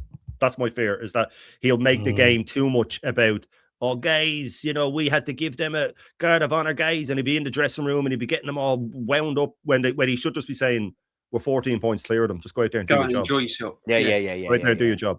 You know what I mean? But he will make it too emotional. Sorry to go watch it, but if no, it's a fantastic. And then I'm worried about. Of course, as always, I'm worried about injuries. I'm worried about Rice. I'm worried about Gabriel. I'm worried about But Shane, that's the life of an Arsenal fan. That's kind of why, and again, you know, that's kind of why I wanted to see Declan Rice out. You don't, or you shouldn't. It evidently turned out we did, but you shouldn't need a Declan Rice v Bournemouth. That's no real huge disrespect to him. You know, but you should be able to put in Cappy again in there for Gabriel. Then all of a sudden, exactly right, mate. And then all of a sudden, and before I bring Normski in, I make this point. All of a sudden, then you're going at home with Liverpool. You've got a fresh Gabriel, maybe not a totally fresh Gabriel, but you hear my point. A fresher Gabriel than one that's had to play 90 minutes. Copy and paste Declan Rice. You know, there was scope to be able to do that. For the Bournemouth game and sort of save legs and keep the energy sort of up for these intense games. Because like we've said, and a lot of people in the chat, some are writing the 2-2s, 3-2s, DJB saying it could be high scoring. You never know. It could be basketball end to end. You want fresh, fit. Fresh apparently is the combination for that. You want fresh legs. you want some fresh legs for that game, didn't you? You know, that could be a real high octane encounter. And you want the freshest legs possible. There we go. See, take two. Got it right. You know, we learn from our mistakes. Not like Mikel Arteta. Sack this manager tonight. Yeah, I know. I was just a little bit too away from the soundboard to be able to click that one in. So I won't delay it. We'll keep it organic. And I do have an actual soundboard, do you? No, it's the option on I just didn't know what to call it. It just made it easier to come out rather than that little tab on the right hand side that you have to click and scroll down to. Do you know what I mean? Yeah. Sounds kind of bastard-esque. I wouldn't be able to work out extra fucking technology stuff, man. I can barely do this still. But yeah, you know, it's a real big important game in it, Normski. You know, I think someone wrote in there season defining in the chat. I wouldn't say it's season defining. But I tell you what it does go on. If you get a nice convincing win, or even a win anyway, but a nice convincing win over Liverpool, you all of a sudden go to the Nottingham Forest game. And I know this is obvious what I'm going to say, but you go to the Nottingham Forest game, which even though they're 17th, they're fighting for their lives. You know, you could get Nottingham Forest on the day where the crowds are right up for it and they're just having one of them games. The goalie's having a belter, should we ever actually put him under any pressure. You know, all of a sudden, then you're a bit more confident going into there. Then, you know, you've got other games. There's 4 games left till January. And Shane sort of touched on this. I mean, Nottingham Forest did give Man City a game. So let's not take it for granted. I was just casting back my mind to, I went to, I think it was a Friday night game when Liverpool were wearing I think it was like a sort of orange, was it kind of orangey? Their away kit was, I think it was all orange. That was all orange kit. And I remember, I think I was in the clocking, if I remember right, and I was right behind the goal when Peter checked. When I think it was Robert Firmino scored the equaliser, and I was like, me and my son, I remember video record because at that point we thought Ozil had won us the game. It was 3-2. And you're thinking, yeah, come on. I think I know what game you're on about now. Yeah. It was when it ended up being 3-3. But I mean, listen, I think didn't Giroud get the first goal? I'm sure. No, in that game, or am I thinking of a different one? But like, was it? I think it was Sanchez. Oh, was it? Okay, yeah. Now maybe I'm thinking of a different Sanchez got the first. I think Giroud did score in that game. I'm just trying to remember back. 4-1. Is it the No, it's the 3-3. Yeah, yeah, the 3-3. Okay. Giroud scored in the 4-1 now. He got the 4 goal. Yeah, Absolute cracker from outside the Was box. that the one where we were 2-0 down at half time or something Yeah, like yeah, that? yeah. And then It we was come 2-0 out. down. Yeah. I because think Philip Coutinho. Yeah. The one because I remember watching it because I think Maitland-Niles was playing at left back and he was up against Salah. And I was thinking, oh boy, this is going to be a long night. You know what I mean? And funny enough, it was my what was that? Was that my I'm trying to remember if it was my 40th, 2007. It would have probably been my 50th birthday. Yeah, it was my 50th birthday. I'll give you the age away. Sorry, Norms, that was 2017, wasn't it? Yeah. It was Friday. It was a Friday night. It was a Friday night kickoff. Granit Xhaka scored in that as well, didn't he? Yeah. He scored behind the goal. Didn't they? And Minalay. Yeah. I don't know what Minalay I remember it now. And then I think it was Ozil's. You're thinking, wow, he scored that little death. Yeah. I remember it. Guys, and I think what happened, Firmino hit the ball, and I thought, I was right behind the goal, and I thought check to save it, and it just, I was like, oh my God, I proper lost it. But I think this game, look, we need to lay down a marker. They haven't got their strongest side. I mean, if Ekatike is out, that must give us half a chance, but you can't take them for granted because they say they have got pace in their side, Frimpong and all of that. So they have got pace in their side. But yeah, we need to lay down a marker. That's what I want to see us go at the Emirates, at home at the Emirates, coming off the back of, 2 wins back to back and now, Liverpool coming to town. So let's lay down a marker because obviously the next game after that, I think is it Nottingham Forest away? Is it Nottingham Forest away? Yeah, it is Nottingham Forest away. Nottingham Forest away. So right. Then it's Manchester United at home. And then who do we finish up with? Leeds away. That completes the Premier League month anyway. Yeah. So I think, obviously, depending on who he starts, whether he's going to start Jesus or he's going to give Victor Gokres another chance, even though he's kind of slating him and sort of saying that this guy needs to essentially fix up. I think he was talking about it in the Bournemouth game there. He needs to fix up because you're going to get this outside noise and you're going to be here for the next 5 years. So make sure, you get to grips with it. But then Arteta, you need to help him get to grips with it and play to his strengths. Do you know what I'm trying to say? So Victor Gokres up against Konate and Van Dijk could be interesting. I just think that Victor, he just needs to be stronger because after time he's backing into he doesn't ever jump. He doesn't, do you know what I mean? I just need more from him in that sense. You know what I mean? So does Jesus, would I start Jesus? It's a hard thing. I think maybe, I think in that game, I mean, the 2017 game, we went with a 4-2-3-1. I think it would have been definitely would have been a 4-2-3-1. Yeah, we went with a 4-2-3 because I think he had Wilshere and Granit Xhaka as the 10 and Granit Xhaka's like the 8 or whatever you want to call it. So going into that game, where we just got to go there and just do the business. We've got to go there, do the business, lay down a marker, and move on to the next game because I believe Man City played before us, so they're Brighton at home. That's what I was going to say. Yeah, for the next 3 games of the 4 remaining this month, they played before us. Yeah. So so Shane sort of touched on it, and I wanted to get it out there. Yeah. So the pressure now is swapped back. So if they go and slap Brighton at home, it narrows down the gap. To three points, and then it's how we respond as a team, and hopefully we can beat them. They're not the best, as you say Van Dijk. They're not having their best season, and their midfield. I mean, Florian Wirtz, Gravenberch, he's not been at his best. I think in general, Liverpool haven't been at their best. But if you're not switched on, they can hurt you. They've got pacey players up front that can hurt you. So all it takes is that one counter, doesn't it? That one quick counter attack where everything works, the passes are right. That I don't think. Well, it depends on our midfield, but obviously with Declan Rice in there, and he's going to obviously play him. But I don't think they would run through our midfield like say an Aston Villa would. Not with Rice in there. Not with Rice in there. Yeah. Well, you'd like to think, wouldn't you? Yeah. And I personally think Timber will handle. Whoever's playing on the left-hand side, and that. So we'll see what it goes. But I think I'm not going to give the predictions. I'm sure you're going to do that towards the end. I'm going for an Arsenal win, and then we'll see where we go from there. Do you know what as well? We've seen people, some content creators, some people in the panelists, some people's in the chat. They've been getting carried away since pretty much, September. For me, watching Man City, and I don't want this to be that much of a talking point. I just wanted to sort of get it out there. For me, the Man City, the last 2 results are a gentle reminder for us Arsenal fans, because sometimes you need to put the shoe on the other foot, and I do it quite a lot. Yes, it's been fantastic, and there's a lot of people been carried away. They drew Sunderland, they drew at Chelsea. That can very, very quickly and very, very easily be Arsenal Football Club in the next 2 games, by the way.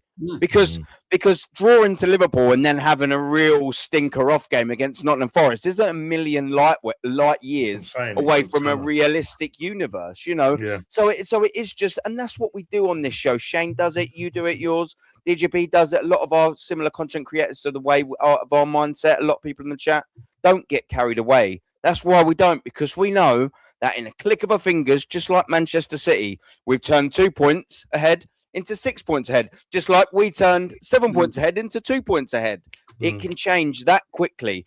You get the feel a lot better the later on in the season goes. Let's not forget, we haven't even completed week 1 of January yet. Yeah. We are only 1 game over halfway. There's plenty of games to be played, but absolutely winning against Liverpool, would be fantastic anyway. Getting that game sort of out the way, beating one of your rivals, maybe not Premier League rivals this season, but getting a nice big win against a big team would be quite a good recipe, I reckon, going forward in the month. And to be fair, keeping that winning run going, that's what it's all about. A draw, I don't think would be devastating.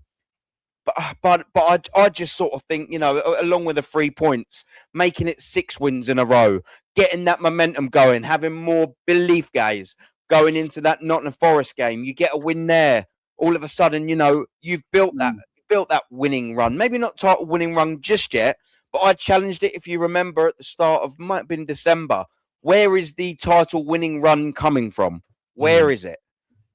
If we put a nice another little 4 wins together and complete January, tick, tick, tick, tick, tick, 100%, we don't know still 100% if it's going to be a title winning run, but we might look back come May when we're all, or if we are all celebrating and going, do you know what? We put a 10-game winning run from December to February. That's where we done it. We got them points right ahead.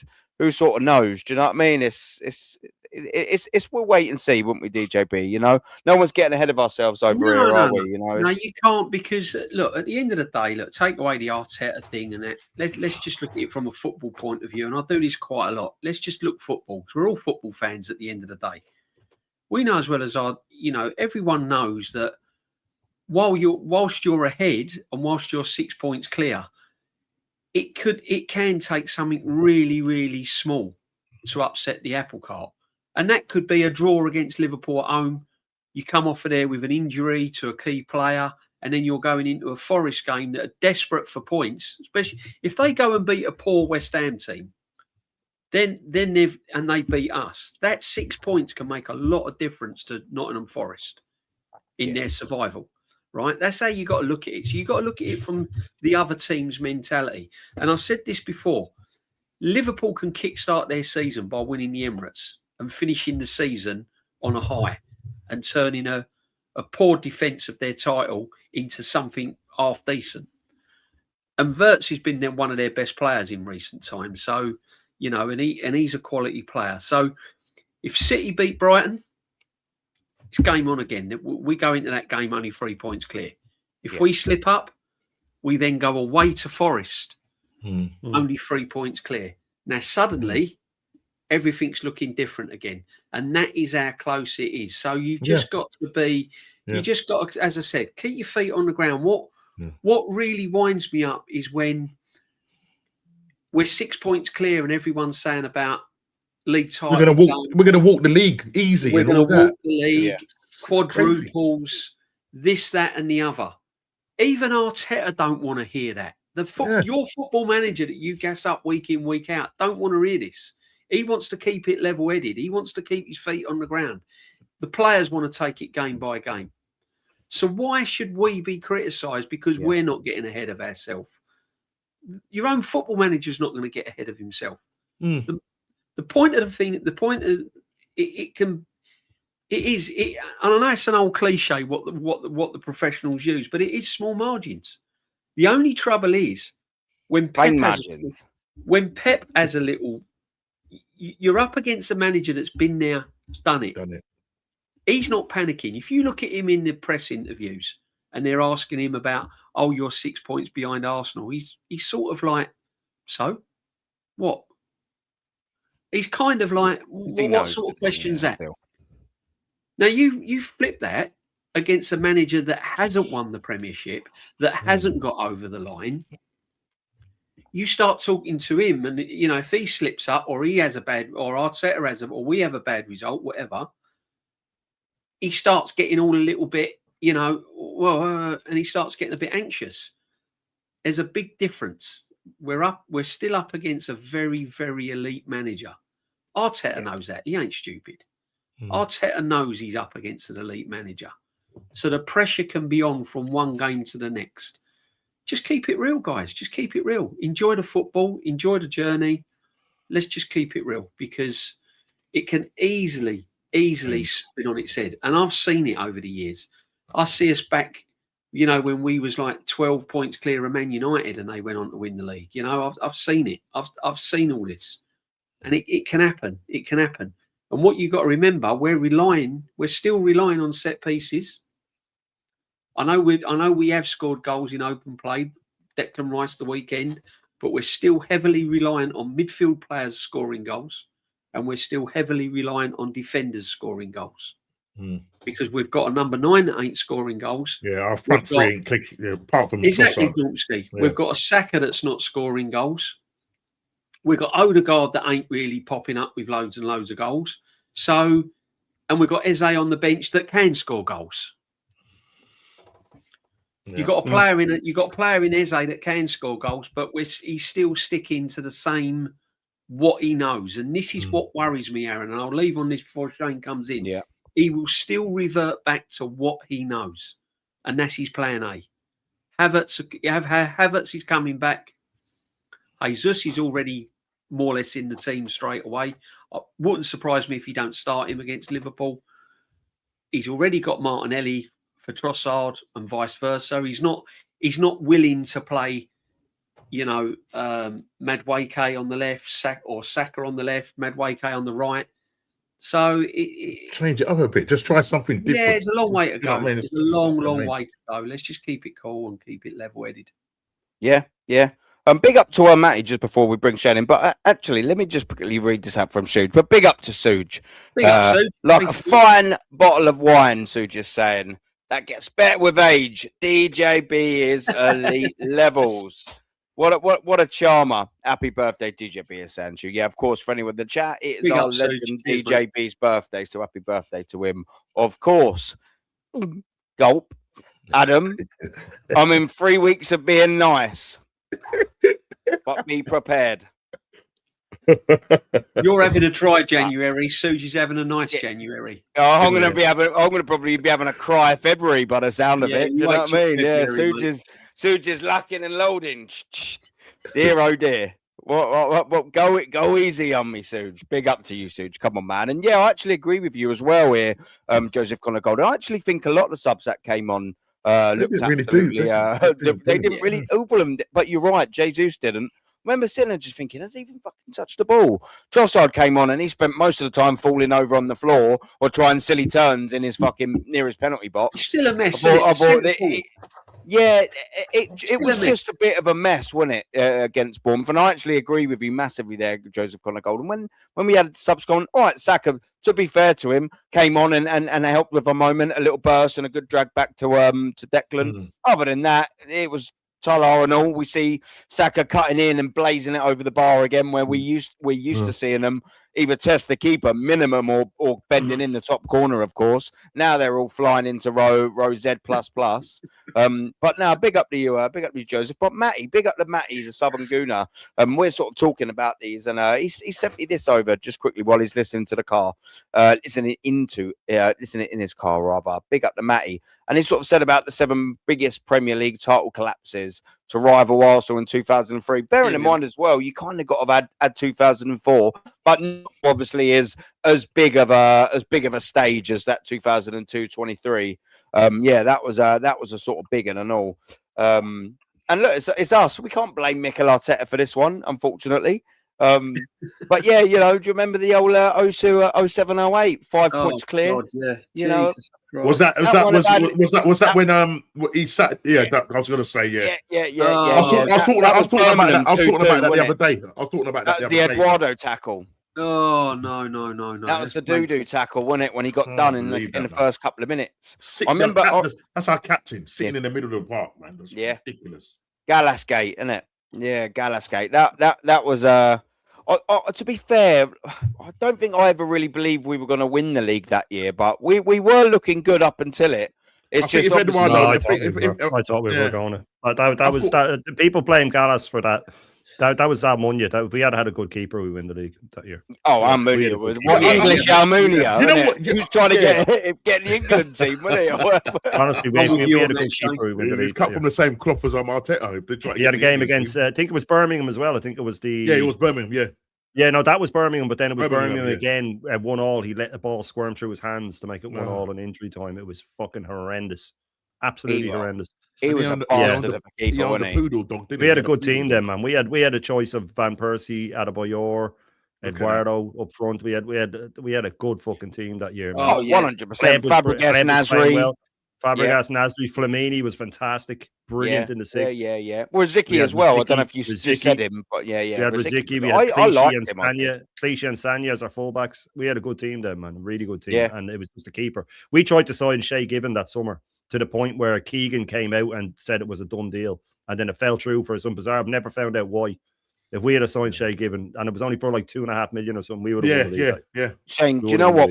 My best mates, right? Like their brothers, Luke and Lee, right? I said religiously to him, and I'm not saying it just because you've mentioned his name. I wanted Shay Given for years. When Lehman went, he was like, get Shay Given. I always wanted him. Granted, he was excellent at Newcastle, and I think he did love the club. But if Arsenal were going to come in, he was coming to Arsenal. Yeah, I don't know what happened. I don't know why it fell through. I remember Keegan saying, yeah, it's pretty much done, and then it just disappeared. It disappeared, and I'd love to know what happened because if we had assigned him, I'm certain we would have won the league that year. Yeah, I'm with you, Shane. I mean, I know Gallas took a lot of stick, but I'm sorry. Walcott was breaking into the team then as well, and yeah. Adebayor was well underrated, I think. Yeah, he was brilliant. Yeah, I liked me. He frustrated me, though. He frustrated me. I remember against Milan. Me, but we drew with Milan at home in the Champions League, and he missed a header from about 2 yards, and he fell to his knees when he was laughing. And I thought, what are you laughing at? Maybe it was a nervous laugh. I don't know. But I thought, what are you laughing at? But then we did go and beat them in the away leg when Fabregas scored. But yeah, no, I thought we had had a keeper that year, we win the league. Certain of it. Yeah. Yeah, I can actually hear that. Leb was there, Leb was there. Leb was there. He was unbelievable, wasn't he? Leb signed the last Highbury year, actually. He was there the last Highbury year. Yeah, because he had that burgundy kit, didn't he? Yeah. He was unbelievable. I loved Leb. I was devastated when he left. I knew we'd let go a real talented player. He done a big interview, didn't he, Alexander Kleb? And he basically said it's like the worst decision of his career. Anelka said it as well. Anelka said it's the worst decision he ever made. Yeah. I mean, the good thing about the Nicholas Anelka, even whilst that was devastating, would you have had an honorary join as well? Well, no, Wenger wasn't told him. Tweet. Oh, did I never knew that as a Wenger said one of his biggest regrets was not getting both of them. Yeah, that was his plan. Was to have two of them with his plan was to have two of them with Bergkamp behind him. I did. Oh wow! He wanted to switch to the French 4-3-1-2 with Vieira, Petit, probably Parler, and then Bergkamp, and then the two lads up front. Fucking Anelka. Oh my God, listen, bro. France had the two of them for Euro 2000. Euro 2000, they had the two of them. But this is devastating. I don't think. Sorry, DJ, but just quickly, I don't think we'd have bottled this 02-03 by 8 points. No. I can guarantee you that if you had a Thierry Henry and a Nicholas Anelka behind DB. But Aaron, look at the players we're reeling off of our tongues, right? These are the standards we had at Arsenal. And we're only going back to this season when we had the Hlebs and all of that. You can even go back beyond. And yet, because we want the same standards at the football club and saying, if he doesn't win it, he's got to go. That's the levels the we're at. thing is, though, DJ, fair enough if we're talking about Henri's and Bergkamps and stuff, but Hlebs and stuff are they're not at that level, but they're very, very good. But if we had Hleb and Rosicky and the like, they'd be on the bench under this guy. Yeah, that's what I'm like saying. Yeah. You'd kill him. They would be on the bench. 100%. Good point, You know what I Shane. mean? Maybe not the Henri's and the Anelkas, but the Hlebs and the Rozickis and the ones that got us Won't off get our in the seat, they'd team. all be on the bench. They'd all be on the bench. Henri would just grip him up. Henri would fucking pin him up Can you against the imagine? wall. Can you imagine? You what had a this team guy of would have done fighters, didn't to- you? Yeah. Can you imagine But what just- this guy just- would have done? Oh, He sorry. would have managed. He could have managed them. He could have managed them. But just before DJ comes in, because I only heard this today, which I never, it blew my mind when I heard it.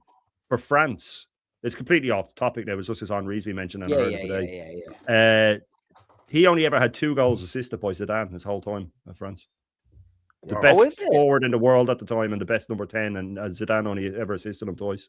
And one was from a free kick against Brazil that time, and he just whipped it in the World Cup, and Henri got the back post. That's madness to me. That's why he loved Bergkamp more. Henri always said he preferred playing with Bergkamp. That's crazy. Yeah, that is quite mad. It's really when you think about it, isn't it? Do you know what I mean? But sometimes it just things just happen. And it's obviously probably weren't anything with them. Do you know what I mean? It's No, they didn't like each other. They didn't like each other. oh right. Oh well, yeah. I'd again, yeah. But that wasn't why he didn't pass him. I think with Henri it was. Bad. Yeah, Henri, when he made a run, Zidane would do an extra step over or something like that. It just wasn't in sync. Where Bergkamp would play him in straight away. You know what I mean? Like he did with Anelka and like he did with Bergkamp. Says that the best 2 strikers he ever played with was Anelka and Henri. They just made it so easy for him. He just said, whenever I looked up or whenever I got the ball, I knew they were gone. Yeah, exactly. No. Just quickly, we'll talk about one more thing quickly. But I did want to say, congratulations, man, to our brother Views, man. He's managed to bag himself a job. Chelsea job. Of course. Chelsea job. Chelsea. I just wanted to say, man, big up the Views. I'm not going to lie. I do hope that it goes absolutely miserably for you at Chelsea, my friend, in the nicest possible way. I knew there was big stuff. Yeah, there was big stuff for him. Oh, mate. But listen, Views, you know what I mean? I can't. What we do know is he can't. Come on, man. Views will not be taking charge of the Fulham game. However, he will be manager against Arsenal in the first round of the semi-final of the Carabao Cup. Boys, before we leave, is Views gonna bite his team in the backside and cause a major upset? Or is Views gonna lift his first trophy and do it quicker than Mikel Arteta did? Maybe. What are we saying, Shane? No, mate. I can't. Maybe he can't. I just when I saw Ross there today, I just said, "Man, that's the fucking image of him, man. That is the just stick a chin strap on and a cap, and there you go." just anyone. Oh dear. What do you reckon though? In all seriousness, a nice snappy quick answer before we wrap up. Are we going to get to a bloody final? Are we going to go to Wembley, for crying out loud? Shane, talk to me. Am I going to be going to Wembley this year? DJB, is DJB going to Wembley this year? Are we going to Wembley this year? Well, where I stand on this with this guy in semi-finals. There's kryptonite. They are as kryptonite. Yeah. But for me, if we won that League Cup, that would give me twice as much belief that we'd win the league. But if we bottle it, like if we get to the final and then lose the City, that could be devastating on a run in. But if we beat them, you beat City at March 22nd, I think, 22nd. I could end up having the best 4 days of my life because it's March 22nd is the cup final, and then 4 days later it's Ireland playing in the World Cup qualifier. So look, with this guy in semi-finals, I don't know how many times I say it, but I'll say it again: 7 semi-final matches, 1 goal. Again, where am I going to get the hope from? So Arsenal drew at City at home. It's not about that. I mean, if you beat them in the cup, then when you're coming in for a title run-in, if we win that cup and you're coming in for a title run-in, it's like, well, at least we know how to get over the line. If we bottle another competition, questions will be asked. If City are chasing us down, well, they don't know how to get over the line. This group of players haven't done it. You've won that. Yeah. That's what I was saying this morning, that as much as I adore the FA Cup, and you all know I'm with Jez, the FA Cup is one of my favourite trophies of all time. Yeah. But I would, if I could pick one of them for us to win this season, it would be the League Cup, just for what it would entail afterwards. Yeah. You know, yeah. Agreed. it could completely change the season. So yeah, the dopamine. no, Lynch won seven semi-final games, 1 goal. Sounds like a joke, but unfortunately, it's not. And it was just a consolation. It was just a consolation as well. Crazy. Yeah, that's sort of the thing in it, Norms. Like when I've said, oh yeah, semi-finals ain't our level, it rocks people's minds because they're like, yeah, but we've got to like XYZ semi-finals. I'm like, yeah, but we've fucking lost every single game, basically. Like that's not your level. If you can't win a fucking game in a semi-final, that's not your level, is it, mate? But can you see anything different this time? Can you see us getting to the final at least? Overcoming views as Chelsea. Unfortunately, guys like us, it's that cautious thing in the back of your mind. It's that PTSD. You've seen it, so that's why you're kind of cautious to say, "Yeah, listen, look, prove me wrong." That's all I want you to do. Yeah. If you go and win that Carabao Cup, that a lot of people are dismissing as as a tin pot cup or whatever. Well, I don't want to see you do no watch-alongs. I don't want to see you at the game or nothing.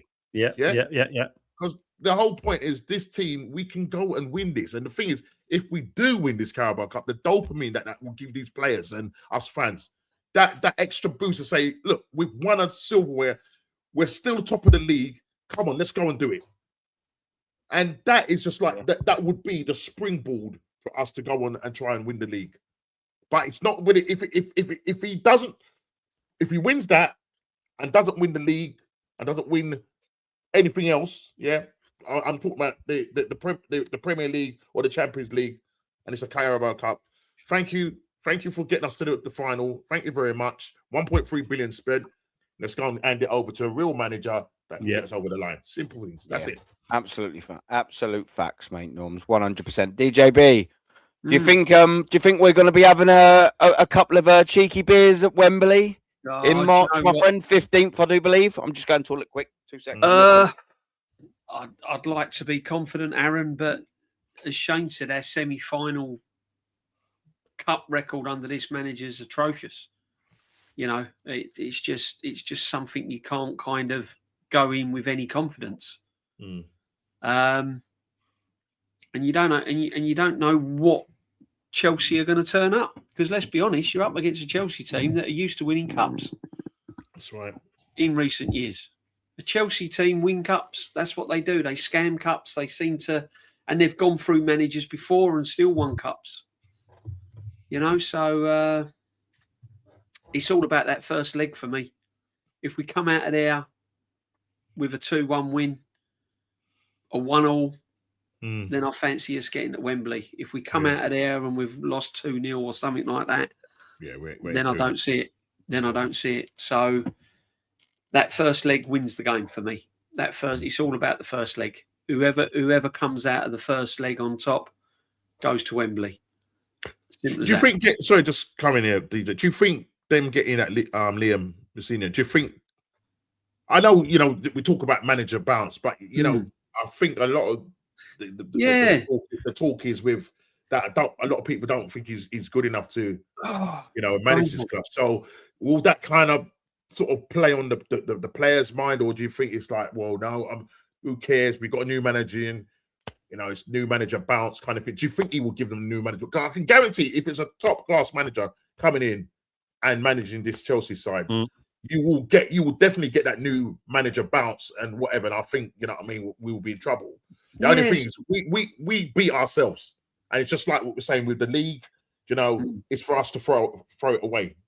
Do you know what I mean? So I don't know. I just what your thoughts on that? It's a strange one for me, the appointment. I mean, you can see. I mean, Chelsea are looking at projects, aren't they? They're going. Yeah. They're looking at trying to develop managers and young players and all of that. They want to manage it. They want to develop and mould around the squad. It's a strange one for me, but look, at the end of the day, there's still got a lot of quality players in that Chelsea team. And the word semi-final is enough motivation. You don't need a manager to tell you you're in a semi-final of a cup. So I think with Maresca, he was changing his centre halves too much and rotating them too much. This guy might actually bring stability in their defence. He might stick to the same pairing, which will give them stability. So you are going to see a change, definitely see a change. I mean, can you imagine this Rossinior coming in and winning the Carabao Cup? He can do similar to what Arteta did when we won the FA Cup from Henry. He could do a similar thing with Chelsea with the Carabao Cup. He could come in, take over someone else's team, get them going, and win the Carabao Cup quite easily. But yeah,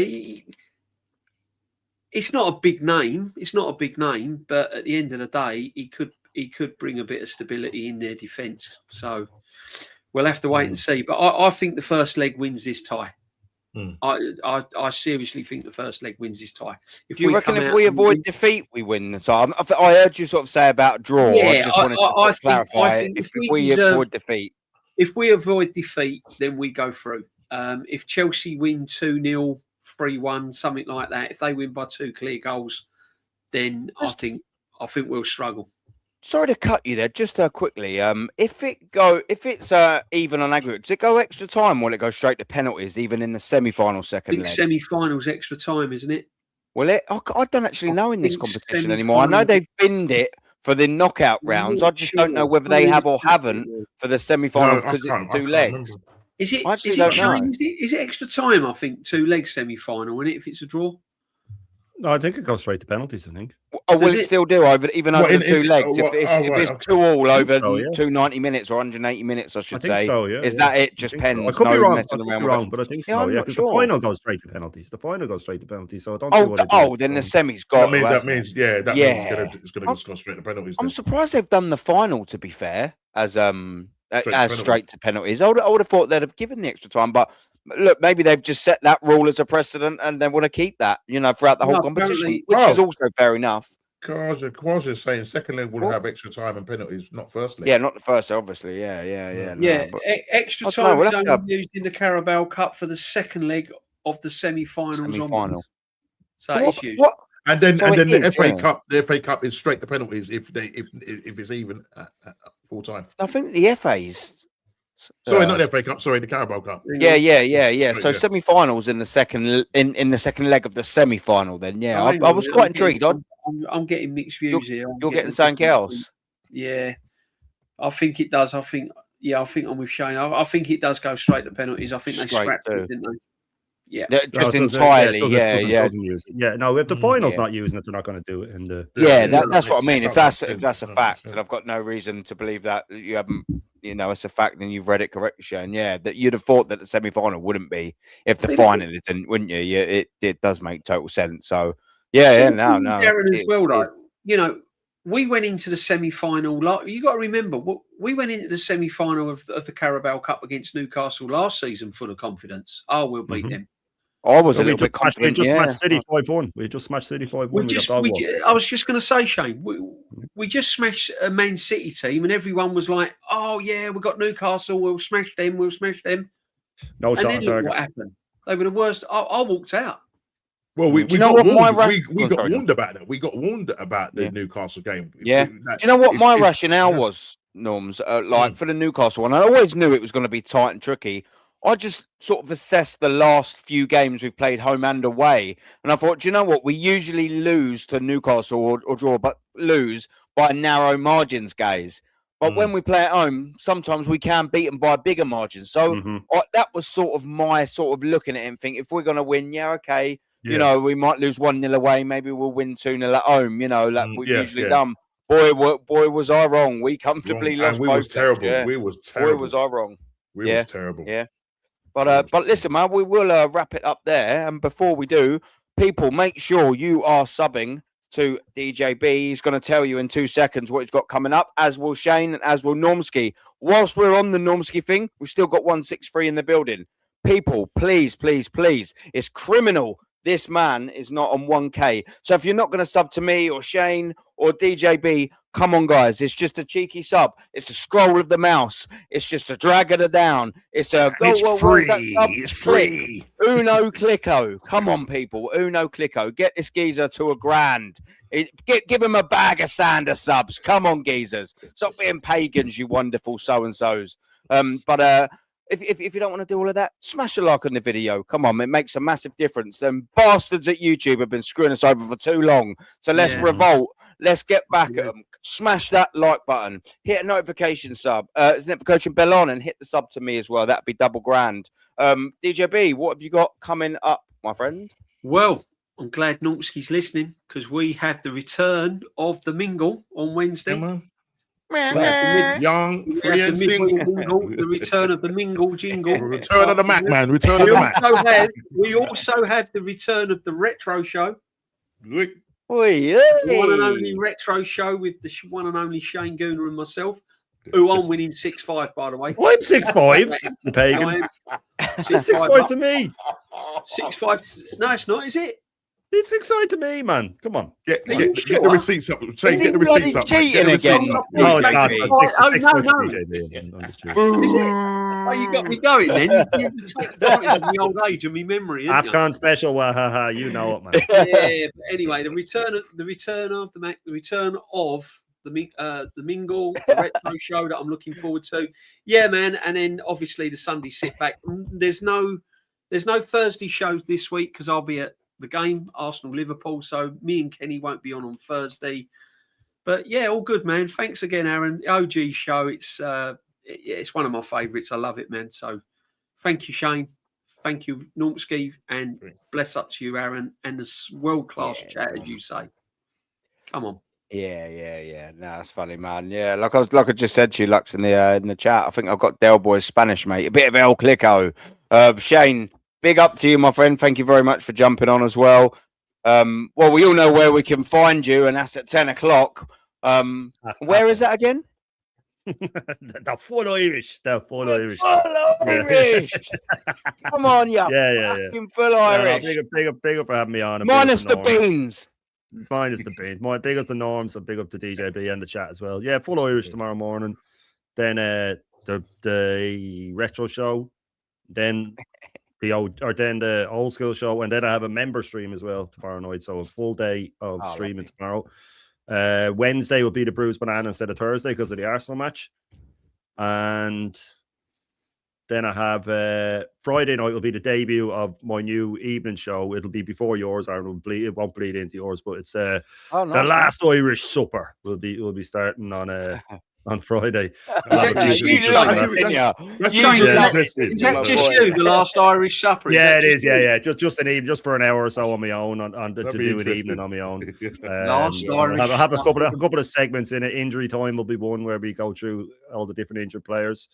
I like that. I was listening Robert Pruden stuff. Was it Robert Pruden put it up. Yeah. And then St. Nick's pulpit will be there as well, where St. Nick will pass judgment on it. Lovely. Once a week, man. You know what I mean? So, sorry, mate. Are you doing the topic? You tell him, Nick. That's guy Jimmy. Saturday night I'll be doing off topic because the Arsenal match is Sunday, isn't it? All right. If you was doing it Sunday, I can join you Sunday. But will we be hearing of men like Jimmy, Shane? Portrait match is Sunday, I think. Yes. Arsenal, yeah. Men like Jimmy will be there, of course. Yeah. Oh, lovely. As long as men like Jimmy's there, that's fine. We'll definitely have St. Nick's pulpit will be there. He'll be going back in time to judge different historical figures. I'm looking forward to what year and what countries and what part of the world Nick will be bestowing his very righteous opinions on. I'm looking forward to that with his mullet in hand and his glasses in tow. Big up to Normski, man. What have you got coming up, my friend? Right. So Wednesday I got my show, the What's Going On podcast shows. That's at 6:30. Well, actually, it's going to be an actually busy Wednesday. You know, I was getting a little bit worried because I was thinking, how am I going to navigate this one? How am I going to? I'm 49 undefeated. Yeah.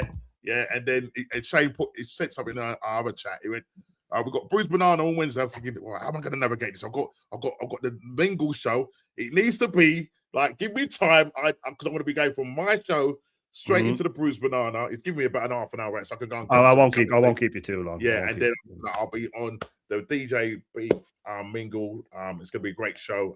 We're back, and we're going to be talking all things Arsenal. So I'm looking forward to that. And big up to Aaron, big up to DJ B, big up to Shane, and big up to the world class chat. Absolutely brilliant, great show every Monday. Chatting some facts. Yeah, buzzing. Normski's on 915 subs. Come on, guys. Up. Come on, what are we doing here? Come on, help this geezer. He fully deserves to be on that milestone, 150%. As for me, I've got my call-in at 8:30 on the Friday evening.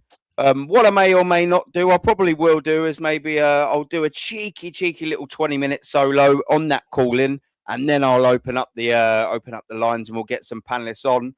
And I'm going to try and do another little solo. I'm going to sneak it in. I don't want to tread on anyone's toes because it's not a set thing. I'm just going to have a little worm around YouTube, see which one of my fridge freezers ain't streaming. And if I've got something to say and I've got a cheeky little 45-minute time slot to an hour, I'm going to fucking drop a video all on you so-and-sos.